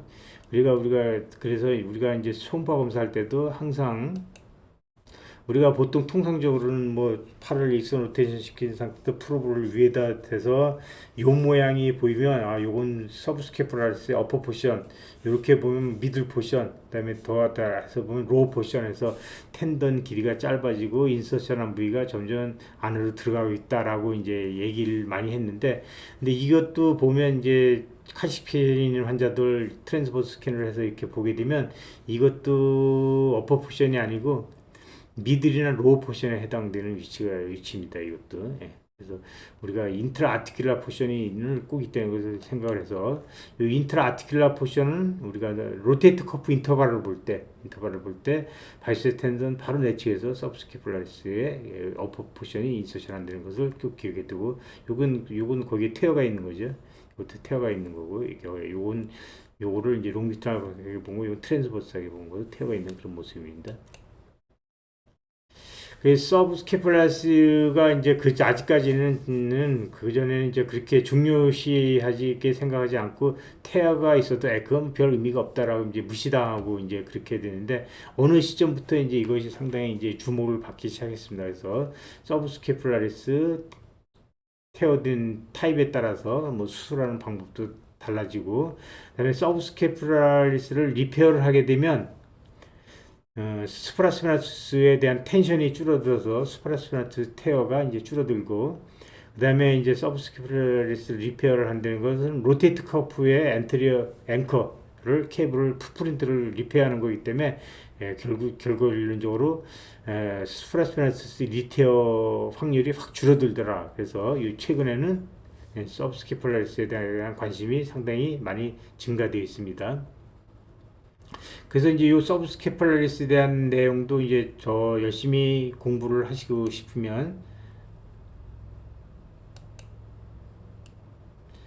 제가 그것도 이제 유튜브에 이렇게 쭉 올려놨으니까 가서 보시 공부를 하시면 되겠습니다. 요것도 이제 서브스캐플라리스 어퍼먼스트 포션이 바이세스 바로 내측에서 태어가 된 그런 모습입니다. 버사이티스 같이 동반되어 있고요.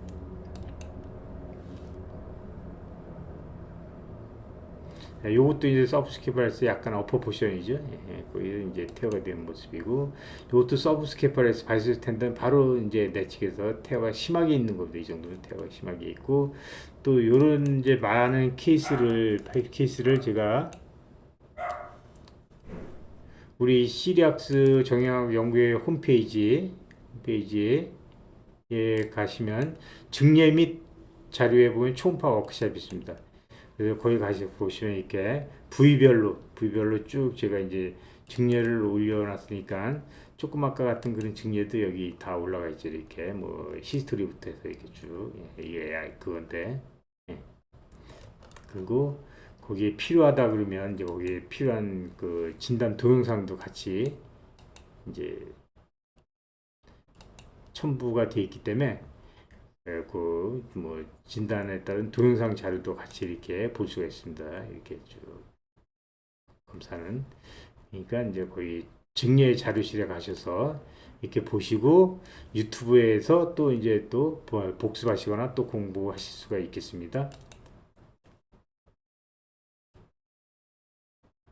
이 환자는 서브스캐플라리스가 거의 여기 바이세스 텐던이고 서브스캐플라리스가 하나도 없죠. 트랜스 스캔에서도 하나도 없죠. 머슬트 본으로. 그다음에 여기도 여기 코라코이드 내측에서도 물이 차 있는 그런 모습. 코라코의 크리미얼 리가멘트 하부에 이제 물이 이렇게 많이 차 있는 거죠. 그러니까 서브스캐플라리스의 전층 파열된 그런 모습이 되겠습니다. 그다음에 회전근개 파열 운동 치료라는 것은 이제 논문인데, 여기서 보게 되면 이제 회전근개가 파열이 돼서 어깨를 못 올리는 사람들, 그 슈도 파라라이스라고 합니다. 그것을. 그래서 어깨가 못 올라가면 이게 되게 불편합니다. 어깨가 그래서 못 올리면, 저도 이제 한번 짚고 넘어져 가지고 이제 그 어깨가 탈구가 돼 가지고 그다음에 회전근개 파열이 같이 동반돼서 6개월 동안 어깨를 들지 못했습니다. 들지 못해서 밥 먹을 때도 숟갈을 하려면 반대쪽 손으로 받쳐갖고 숟갈에서 밥 먹고 젓가락질도 하고, 그래서 술 따를 때도 할 수 없이 두 손으로 따야 되고, 술 받을 때도 할 수 없이 두 손으로 받아야 된다. 아주 무척 불편해서. 근데 이제 혼자 뭐 이렇게 운동하고 재활 운동하고 그다음에 뭐 PRP도 여러 번 맞고 뭐 주사 맞고 이렇게 해서 지금은 이제 어깨를 올라가긴 하는데, 이게 그래서 지금 위크니스가 상당히 심하고 어깨 상태가 상당히 안 좋습니다. 그래서 지금도 오랫동안 고소도 어깨를 들고 있지 못하고, 뭐 이렇게 삼겹살 먹거나 뭐 이렇게 갈비 먹을 때도 오랫동안 고기를 못 자릅니다. 들고 상당히 불편한데, 그렇지만 뭐 수술할 형편은 안 돼서, 그래서 뭐 수술을 못 하고 지금 그러고 있습니다. 아주 매시브 테어가 돼 있습니다. 그래서 그런 환자들을 이렇게 재활 치료를 쭉 경과를 보니까, 여기 이제 요 빨갛게 보이는 것이 인볼브된 힘줄인데, 이렇게 이제 스프라스피나스가 인볼브되고 서브스캐플라리스 어퍼 로어 포션에 다 인볼브된 환자는 9명을 재활 치료했는데 그 중에 1명도 성공을 못했습니다. 그래서 서브스캐플라리스가 이렇게 중요하다는 거죠. 안 됐고, 그다음에 경과가 가장 좋은 것은 이제 스프라스피나스하고 인프라스피나스가 인볼브가 된 경우에는 15명을 재활 치료했더니 14명이 성공을 했다. 팔이 안 올라갔는데 팔이 올라가게 됐다는 거죠. 그래서 이제 여기 경과가 가장 좋은 거. 어쨌든 서브스캐플라리스가 인볼브되면 경과가 좀 안 좋은 걸로 되어 있습니다. 그래서 서브스캐플라리스의 중요성이 여기서 다시 한번 확인이 됐다라고 말씀드릴 수가 있겠습니다. 서브스캐플라리스의 그 파지티브 검사에서 인터널 로테이션 검사에서 파지티브 소견을 보여서 통증이 있으면 플라리스 텐디나이티스, 그다음에 위크니스가 있으면 파셜 테어, 그다음에 통증하기 위크니스가 있으면 파셜 테어, 위크니스만 있으면 컴플리트 테어 또는 여기 C5 루트 리전인데 이건 아니고, 하여간 너브 리전 때문에 위크니스가 오는 경우는 없습니다. 서브스케플라 너브는 마비된 경우를 제가 한 번도 보지도 못했고, 그 다음에 그 너브들은 여러 너브 루트들의 이 인너베이션을 받기 때문에 한두 개 디스크 질환이 심하게 있다고 해서 위크니스를 보이지 않습니다. 그 다음에 서브스케플라리스 컴플리트 럽처가 되면 위크니스가 나타나게 된다고 하는데, 그러면 이 다른 인터널 로테이터는 뭐 하는 거냐?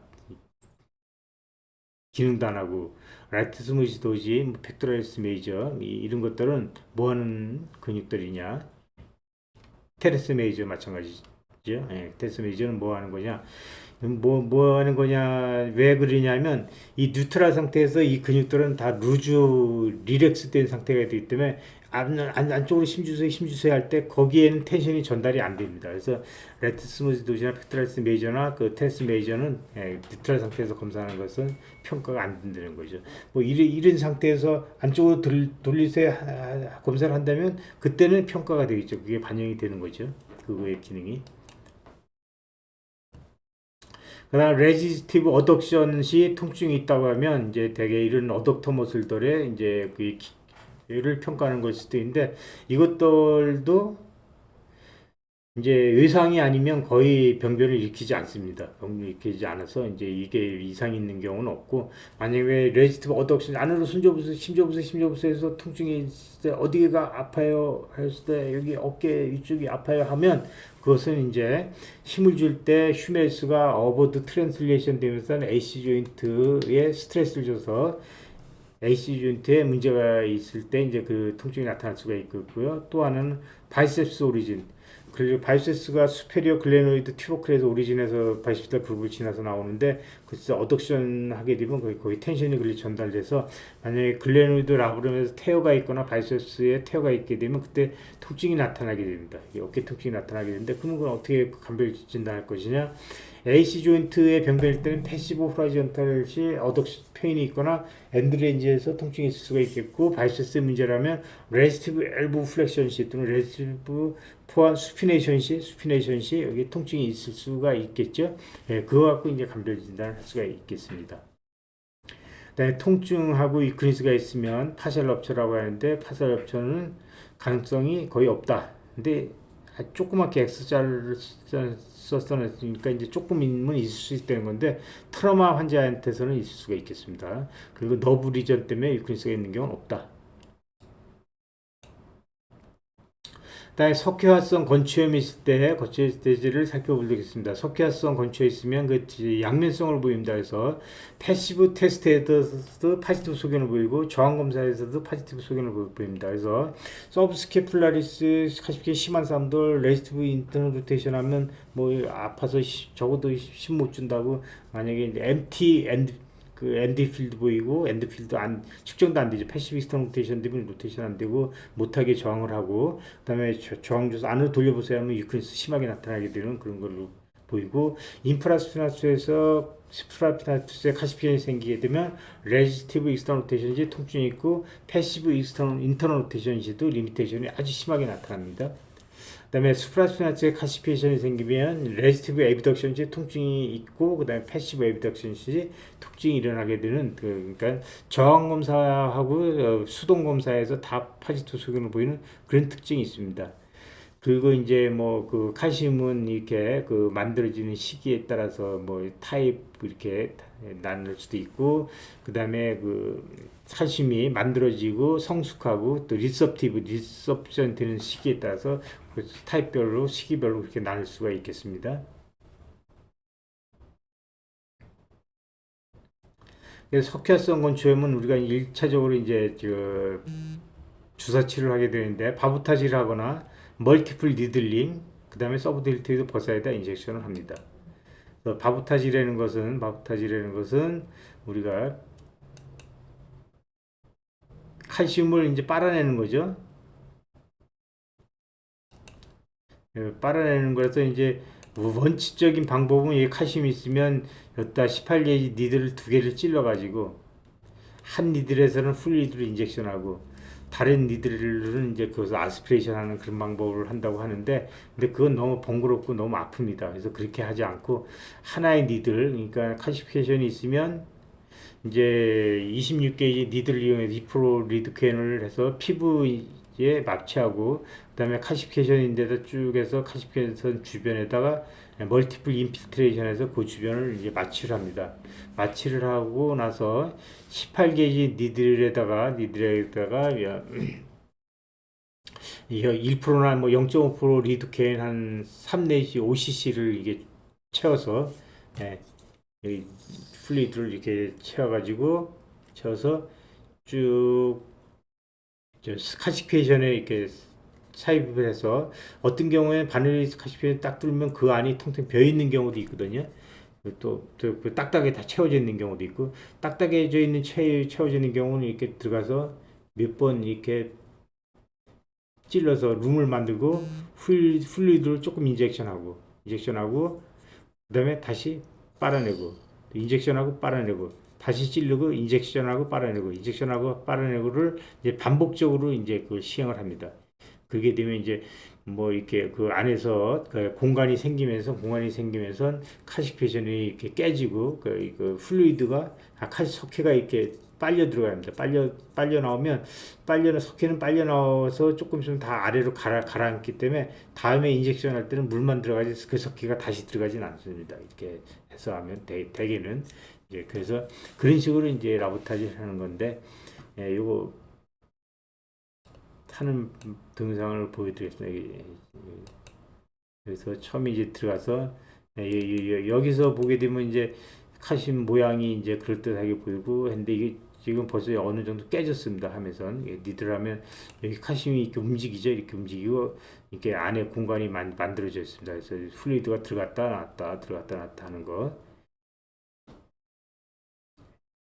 들어갔다 나왔다 하는 그런 것을 볼 수가 있겠고, 이런 식으로 이제 해서 라보타지에서 칼슘을 빼내는 거고, 만약에 이제 그것이 안 되면 그냥 멀티플 니들링 반복적으로 이렇게 찔러주는 것만 해도 상당히 효과가 좋습니다. 그리고 이제 칼슘도 잘 없어지고, 그 다음에 이제 거기다가 그걸 하고 나서 그것만 하면 환자가 집에 가서 되게 아파서 밤잠을 못 자거든요. 밤잠을 못 자니까 그거 하고 나서 칼슘 표층에 이렇게 버사에다가 인젝션을 해줍니다. 인젝션 해주거나, 스테로이드 뭐 2분의 1 앰플을 이렇게 버사에 인젝션 해주거나, 아니면 또 어떤 분들은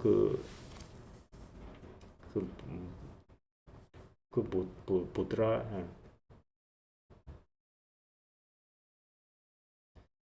갑자기 생각 안 해.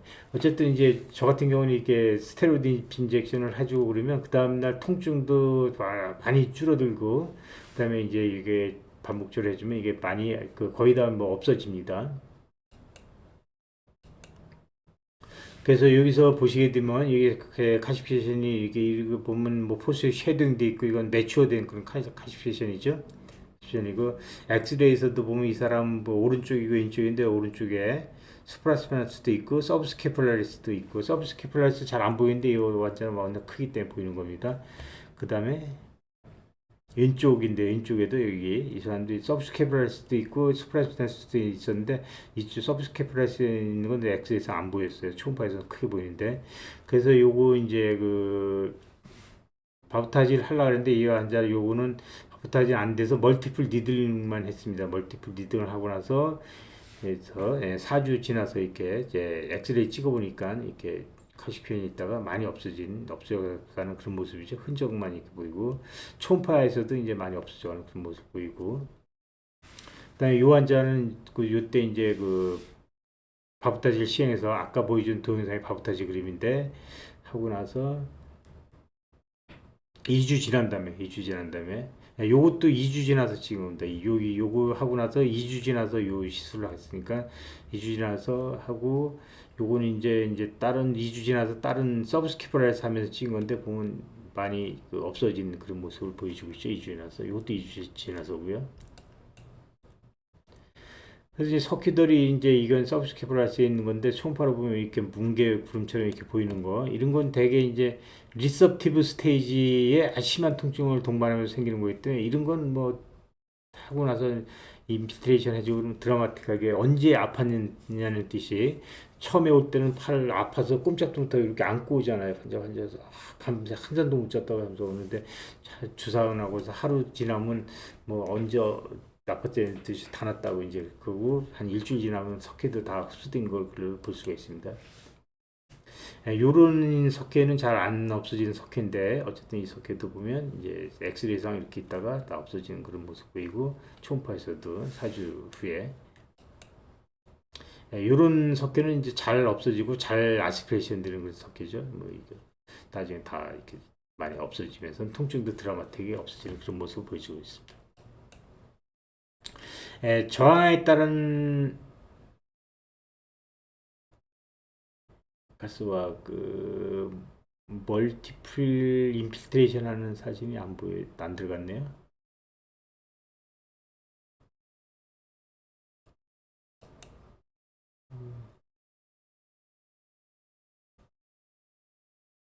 이 링크가 없구나. 그렇게 이제 바보타지를 할 수도 있지만 이제 그렇게 그게 안 되면 그냥 여러 번 반복적으로 이렇게 찔러주는 겁니다. 니들로 깬다고 생각하시되 그렇게 해서 이제 상처를 많이 내놓으면 이렇게 흡수되는 게 됩니다. 그래 바보타지 안 하더라도.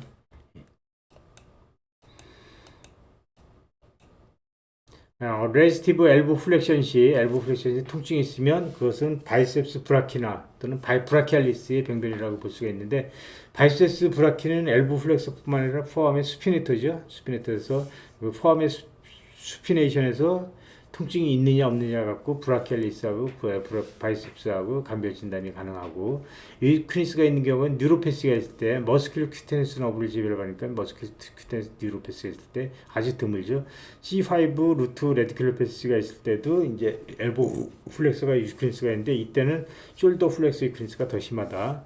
그다음에 C6 레디큘러 패시가 있을 때도 엘보 플렉서 위크니스가 있을 때 있을 수 있는데 이때는 리스트 익스텐서도 6 루트의 지배를 받기 때문에 리스트 익스텐서 위크니스가 같이 동반된다라는 것 갖고 감별 진단이 가능하겠습니다.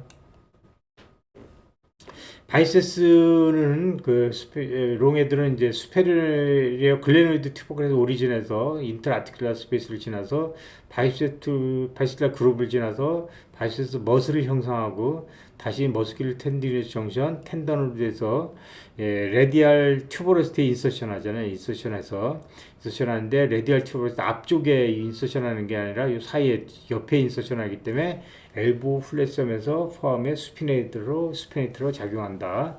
그러면 그 위시에 따른 것을 어떻게 감별 진단을 하냐면 글레노이드 오리진에서 병변이 있으면 아까도 말씀드렸죠. 이 레지스티브 어덕션 시 통증이 있을 수가 있겠고 인트라아티큘라 포션에서 뭐 인볼브가 되면 그건 잘 알기는 힘든데 그때는 페인풀 아크가 있다고 합니다. 그다음에 바이스탈 그룹에 병변이 있으면 바이스탈 그룹에 로컬라이즈 텐더니스가 있을 것이고 머슬 벨리에서 문제가 있으면 머슬 벨리의 텐더니스, 머스큘러 텐디니스 정션이면 머스큘러 텐디니스 정션에 텐더니스가 있고, 그다음에 레디얼 튜버레트에 인서션 하는 데서 병변이 있으면 레스트 엘보 플렉션, 레스트 수피네이션에 페인이 있고, 패시브 프로네이션 시 레디얼 튜버레스티가 얼라하고 부딪혀서 거기서 통증이 나타날 수가 있다. 그래서 패시브 프로네이션 시 통증이 있으면 바이세스의 인서션 부위의 텐던의 병변이다라고 말씀드릴 수가 있겠습니다. 바이세스 브라키어 글레노이드 오리진의 병변은 대개 오버헤드 애브덕션 그 팔을 올리고 뭐 자기 일을 하는 분들 뭘 던지거나 또 뭐 테니스나 그런 거 많이 하는 사람들 많이 생길 수가 있겠고 AC 조인트 위쪽에 이제 통증이 있다고 생기고 그다음에 레지스티브 어덕션 시 통증이 있고 엘보 그러니까 레지스티브 어덕션이 통증이 있을 수 있고 그 다음에 엘보 플렉션 그 다음에 수피네이션 시도 같이 통증이 있을 수가 있다. 그 다음에 그때 치료로는 인트라아티큘라 인젝션을 해준다는 겁니다. 근데 이렇게 벌리고 나서 일단 뭐 이렇게 그 인서션한 부위에다 이렇게 바시탈 그룹을 통해서 인서션 한다고 책에는 되어 있는데 그때 시리학 선생님은 됐는데 저희가 해보면 이게 잘 안 됩니다. 이건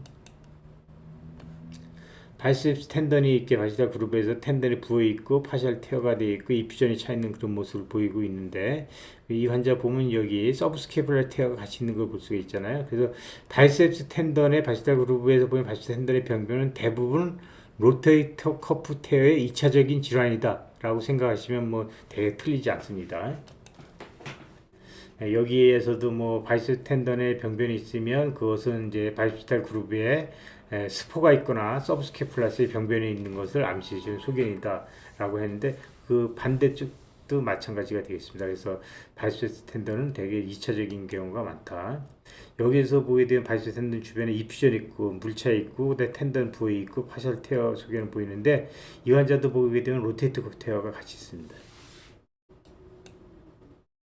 그래서 바이셉스 텐던의 병변은 바이셉스 단독 병변인 경우 거의 없고 대부분 로테이터 커프 테어의 하나의 심프텀 증상이다라고 생각하시면 되겠습니다.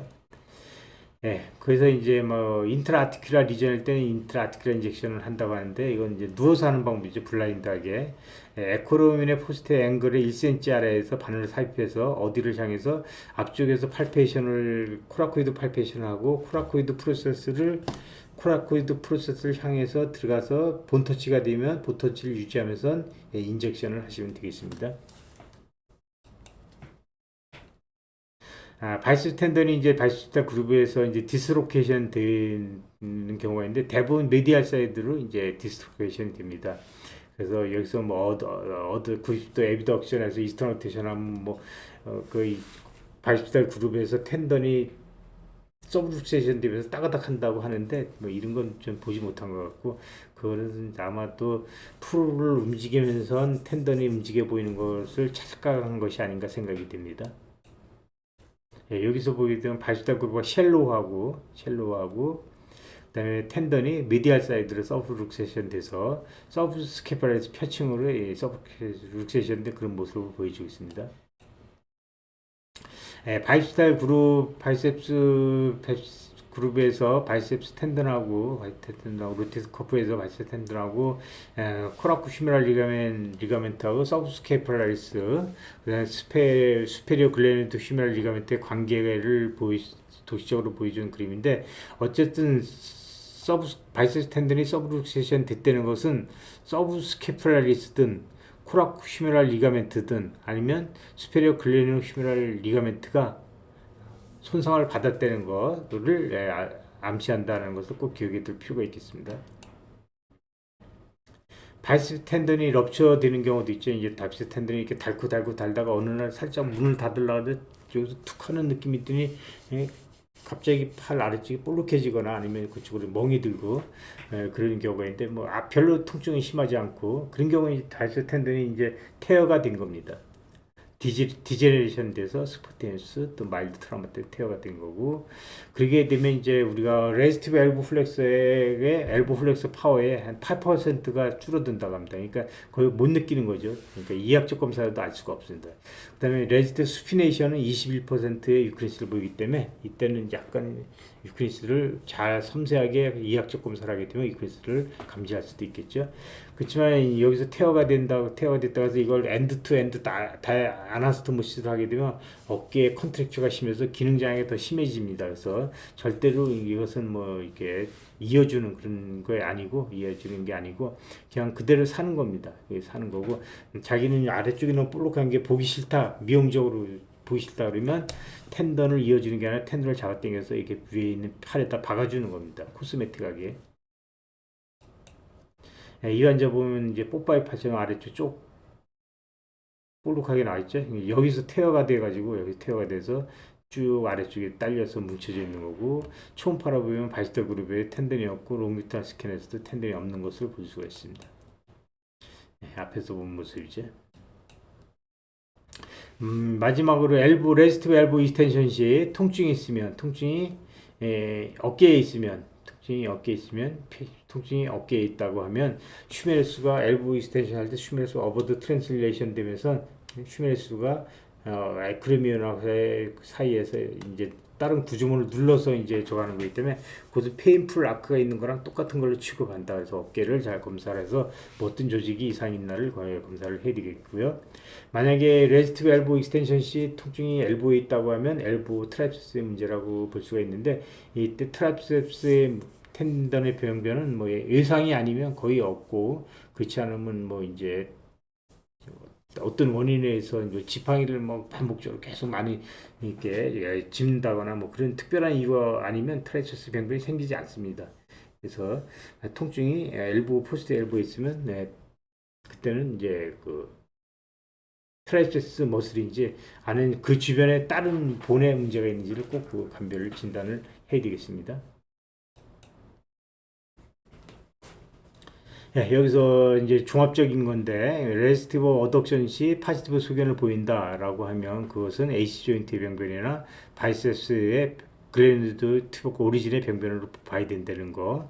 그 다음에 레지스티브 앱덕션 시 파지티브 소견을 보이면 여기 뭐 다 했던 거죠. 뭐 쭉 하고 여기 C5 너브 리전일 때 그럼 이 너브를 어떻게 감별 진단할 것인가, 이학적 검사를 천천히 해서 인너베이션을 생각하면 이제 감별 진단에서 충분히 가능합니다. 레지스티브 인터널 로테이션인지 파지티브 소견을 보인다. 뭐 이렇게 이제 텐디나이티스, 서브스케프라이스의 파살 럽처, 유크니스가 보인다고 하면 서브스케프라의 럽처가 있고, 그다음에 C6 너브 리전이라고 하는데 C6 너브 리전이 너브 루트가 완전히 끊어져도 레지스티브 인터널 로테이션인지 유크니스 별로 보이지 않습니다. 그러니까 요건 잘못된 거다라고 말씀드릴 수가 있겠고요. 레지스티브 익스터널 로테이션이 파지티브 소견을 보게 되면 인프라스피나투스의 병변, 그래서 머스큐로 텐디너스 정전, 슈퍼피셜 딥하고 익스텐디드는 이제 다른 거가 더 파급돼서 생긴 거 뭐 그런 얘기인 것 같습니다.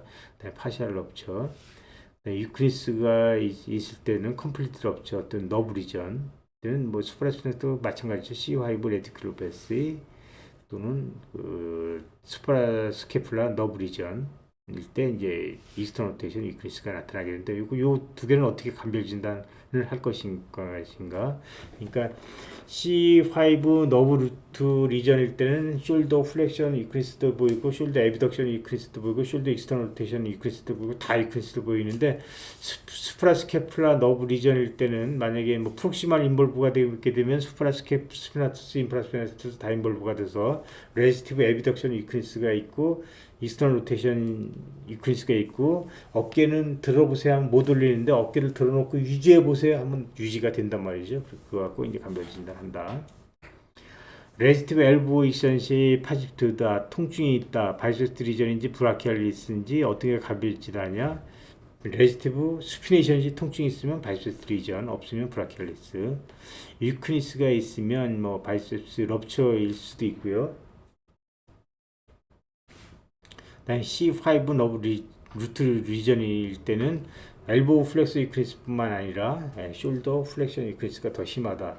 C6 너브 루트 리전일 때는 리스트 익스텐서 유크리스를 같이 동반한다는 거 갖고 이제 감별 진단할 수가 있겠고요.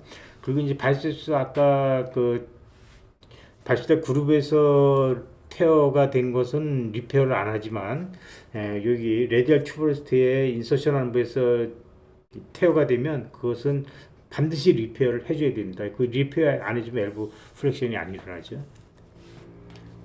그렇죠. 여기에선 테어가 된 걸 리페어 안 해도 엘보 플렉션의 유크리스가 별로 없다는 거죠. 8%밖에. 레지스티브 엘보 익스텐션 시 통증이 숄더에 있으면 이제 페인풀 아크가 있는 거랑 마찬가지로 보는데, 통증이 엘보에 있으면 트라이셉스 리전으로 봐야 되는데, 트라이셉스 리전을 아주 드물기 때문에 혹시 이제 올레쿠라논의 프랙처가 있거나 또는 올레쿠라논 그쪽에 어떤 뭐 이렇게 본 메스가 있거나 뭐 그런 것을 반드시 감별 진단을 해줘야 됩니다. 그 다음에 엘보 익스텐션에 유크리스가 있다고 하면 이제 C7 루트 리전, C7 레디큘로피스가 있으면 엘보 익스텐서 이크리스하고 리스트 플렉서 이크리스가 같이 생기는 거죠. 그거 갖고 이제 감별 진단을 할 수가 있겠고, 레디알 뉴로패스가 왔을 때 대부분은 엘보 익스텐서 이크리스는 없죠. 왜냐하면 대부분 레디알 뉴로패스가 레디알 그루브에서 생기거나 아니면 여기 그 엘보 레벨에서 생기는 거기 때문에 그때는 트랩세스 머슬은 다 레디알로가 이너베이션을 준 다음이니까 트랩세스 이크리스가 생길 수가 없습니다.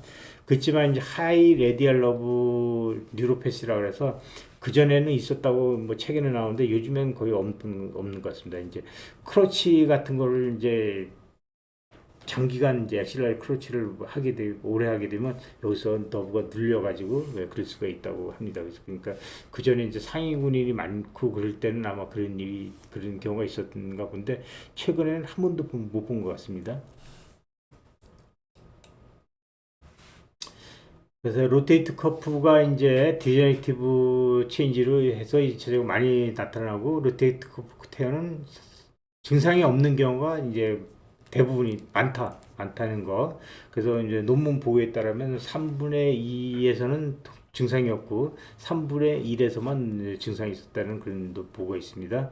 그리고 로테이트 커프가 테어가 있으면 프로그레스가 이제 얼마나 되냐, 이제 수술 안 했을 때 그게 이제 아주 중대한 관심사인데, 대개 49%에서는 프로그레스가 없었고 51%에서는 프로그레스가 있었다. 그러니까 반수 약간 넘는 정도에서 점점 해마다 프로그레스가 나타낸다는 거. 그래서 이 환자는 이제 아까 보여줬던 환자, 그 인터널 임핀지가 있었다는 그런 걸로 추정되는 환자인데, 보게 되면 34세 때 이렇게 로테이트 커프 테어가 나타나기 시작했습니다. 38세 때 4년 지났을 때 점점 심해졌고, 41세 때 보면 더 심해진 그런 모습을 보여서 점점 진행되고 있는 그런 모습을 보여주고 있고요. 엑스레이 상도 마찬가지로 엑스레이 상도 여기 보면 그레이티브리티의 스클레로틱 체인지, 에크리움의 스클레로틱 체인지가 이제 대개 이제 로테이트 커프 테어를 상당히 많이 반영을 하는데, 여기 보면 점점 그것도 심해져가는 그런 모습을 보여주고 있습니다. 그 다음에 이제 엑스레이 검사가 상당히 중요합니다. 상당히 중요해서 이제 엑스레이 숄더 AP를 찍고, 그때 에비덕션인데 여기서 보게 되면 AP 뷰에서 보게 되면 여기 에크로미온의 하단이 상당히 스클레로틱하고 이렇게 샤프하게 변했고, 그래서 이렇게 되면 로테이트 커프 테어가 상당히 있을 가능성이 상당히 높은 겁니다. 높은 거고, 그 다음에 이제 요 부위가 이제 코라코 에크리미얼 리가멘트가 붙는 부위인데, 요 부위에도 약간 뾰족하게 보여서 돌출된 모양을 보여서 이게 코라코 에크리미얼 리가멘트에도 상당한 스트레스를 만성적으로 받고 있다라고 이제 볼 수가 있겠고요. 근데 이건 오른쪽이고 왼쪽인데, 왼쪽을 보게 되면 에크리미온의 그 스클레로틱 체인지가 별로 심하지 않고, 그레이티브리티의 스클레로틱 체인지는 좀 있지만 에크리미온 그렇게 심하게 나타나지 않고 있습니다. 그래서 이쪽 보게 되면, 오른쪽 보게 되면 상당히 로테이트 커프 테어가 상당히 심하게 일어나고, 요거는 왼쪽은 뭐 로테이트 커프가 있긴 있지만 이제 그렇게 심하지 않은 걸로 보여주고 있습니다. 그래서 엑스레이 상에서도 우리가 로테이트 커프를 암시하는 그런 소견을 상당히 많이 볼 수가 있고, 또 이게 시사하는 바는 로테이트 커프 테어의 하나의 중요한 인자가 이제 유전적인 소인이잖아요. 그렇죠? 유전 소인이 관여가 되기 때문에 한쪽이 로테이트 커프 테어가 있으면 반대쪽이 로테이트 커프 테어가 있을 확률이 상당히 높습니다. 그래서 반대쪽도 반드시 검사를 해봐야 됩니다. 증상이 없어도.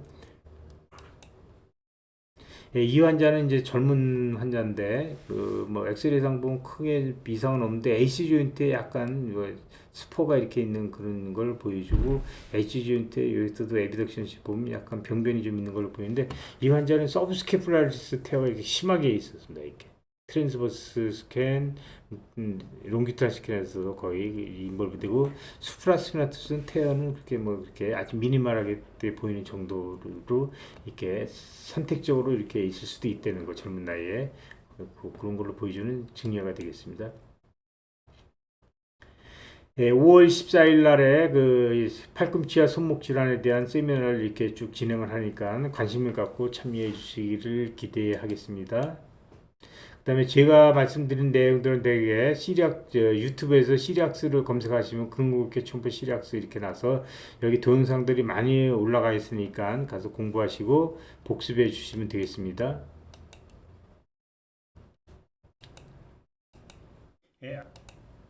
안녕하십니까, 최정입니다. 임피지먼트 이건 안 나와야 되는데. 충돌 증후군에 대해서 살펴보도록 하겠습니다. 시끄럽게. 그리고 이제 4월 16일 날 다음 주 일요일 날 우리가 이제 초음파 워크숍을 합니다. 초음파 워크숍을 하는데 견봉하고 이제 부딪혀서 우리가 초음파 워크숍 할 때는 일반적으로 보지 않는 구조물들을 많이 이제 보여드릴 수 있는 기회가 되거든요. 그래서 이제 초음파를 보편적으로 해봤지만 이렇게 뭐 여기서 보이는 거 숄더의 다이나믹 인스테빌리티, 뭐 슬랩 리전 포스티리어를 보는 거, 엑실라리 러브를 엔트리에서 보는 거 이런 거는 이제 뭐 보통 일반적으로 이제 워크숍을 하지 않는 거기 때문에 이런 거에 관심 갖고 있으신 분들로 참여해서 같이 공부하시면 아마 많은 도움이 될 것으로 생각이 됩니다. 회전근개 심층 장시간 경청해 주셔서 감사드립니다. 다음 세미나에서 뵙도록 하겠습니다. 우리가 이제 이렇게 자꾸 공부하는 것도 이렇게 환경에 변화하게 하기 위해서 공부를 하는 거죠. 이 환경에 변화를 해야 되는데 이렇게 환경에 적용을 못하면 이렇게 살아남을 수가 없는 거죠. 예, 다음 기회에 뵙겠습니다. 감사합니다. 원인은 이제 구조적으로 이상이 있는 구조적인 원인과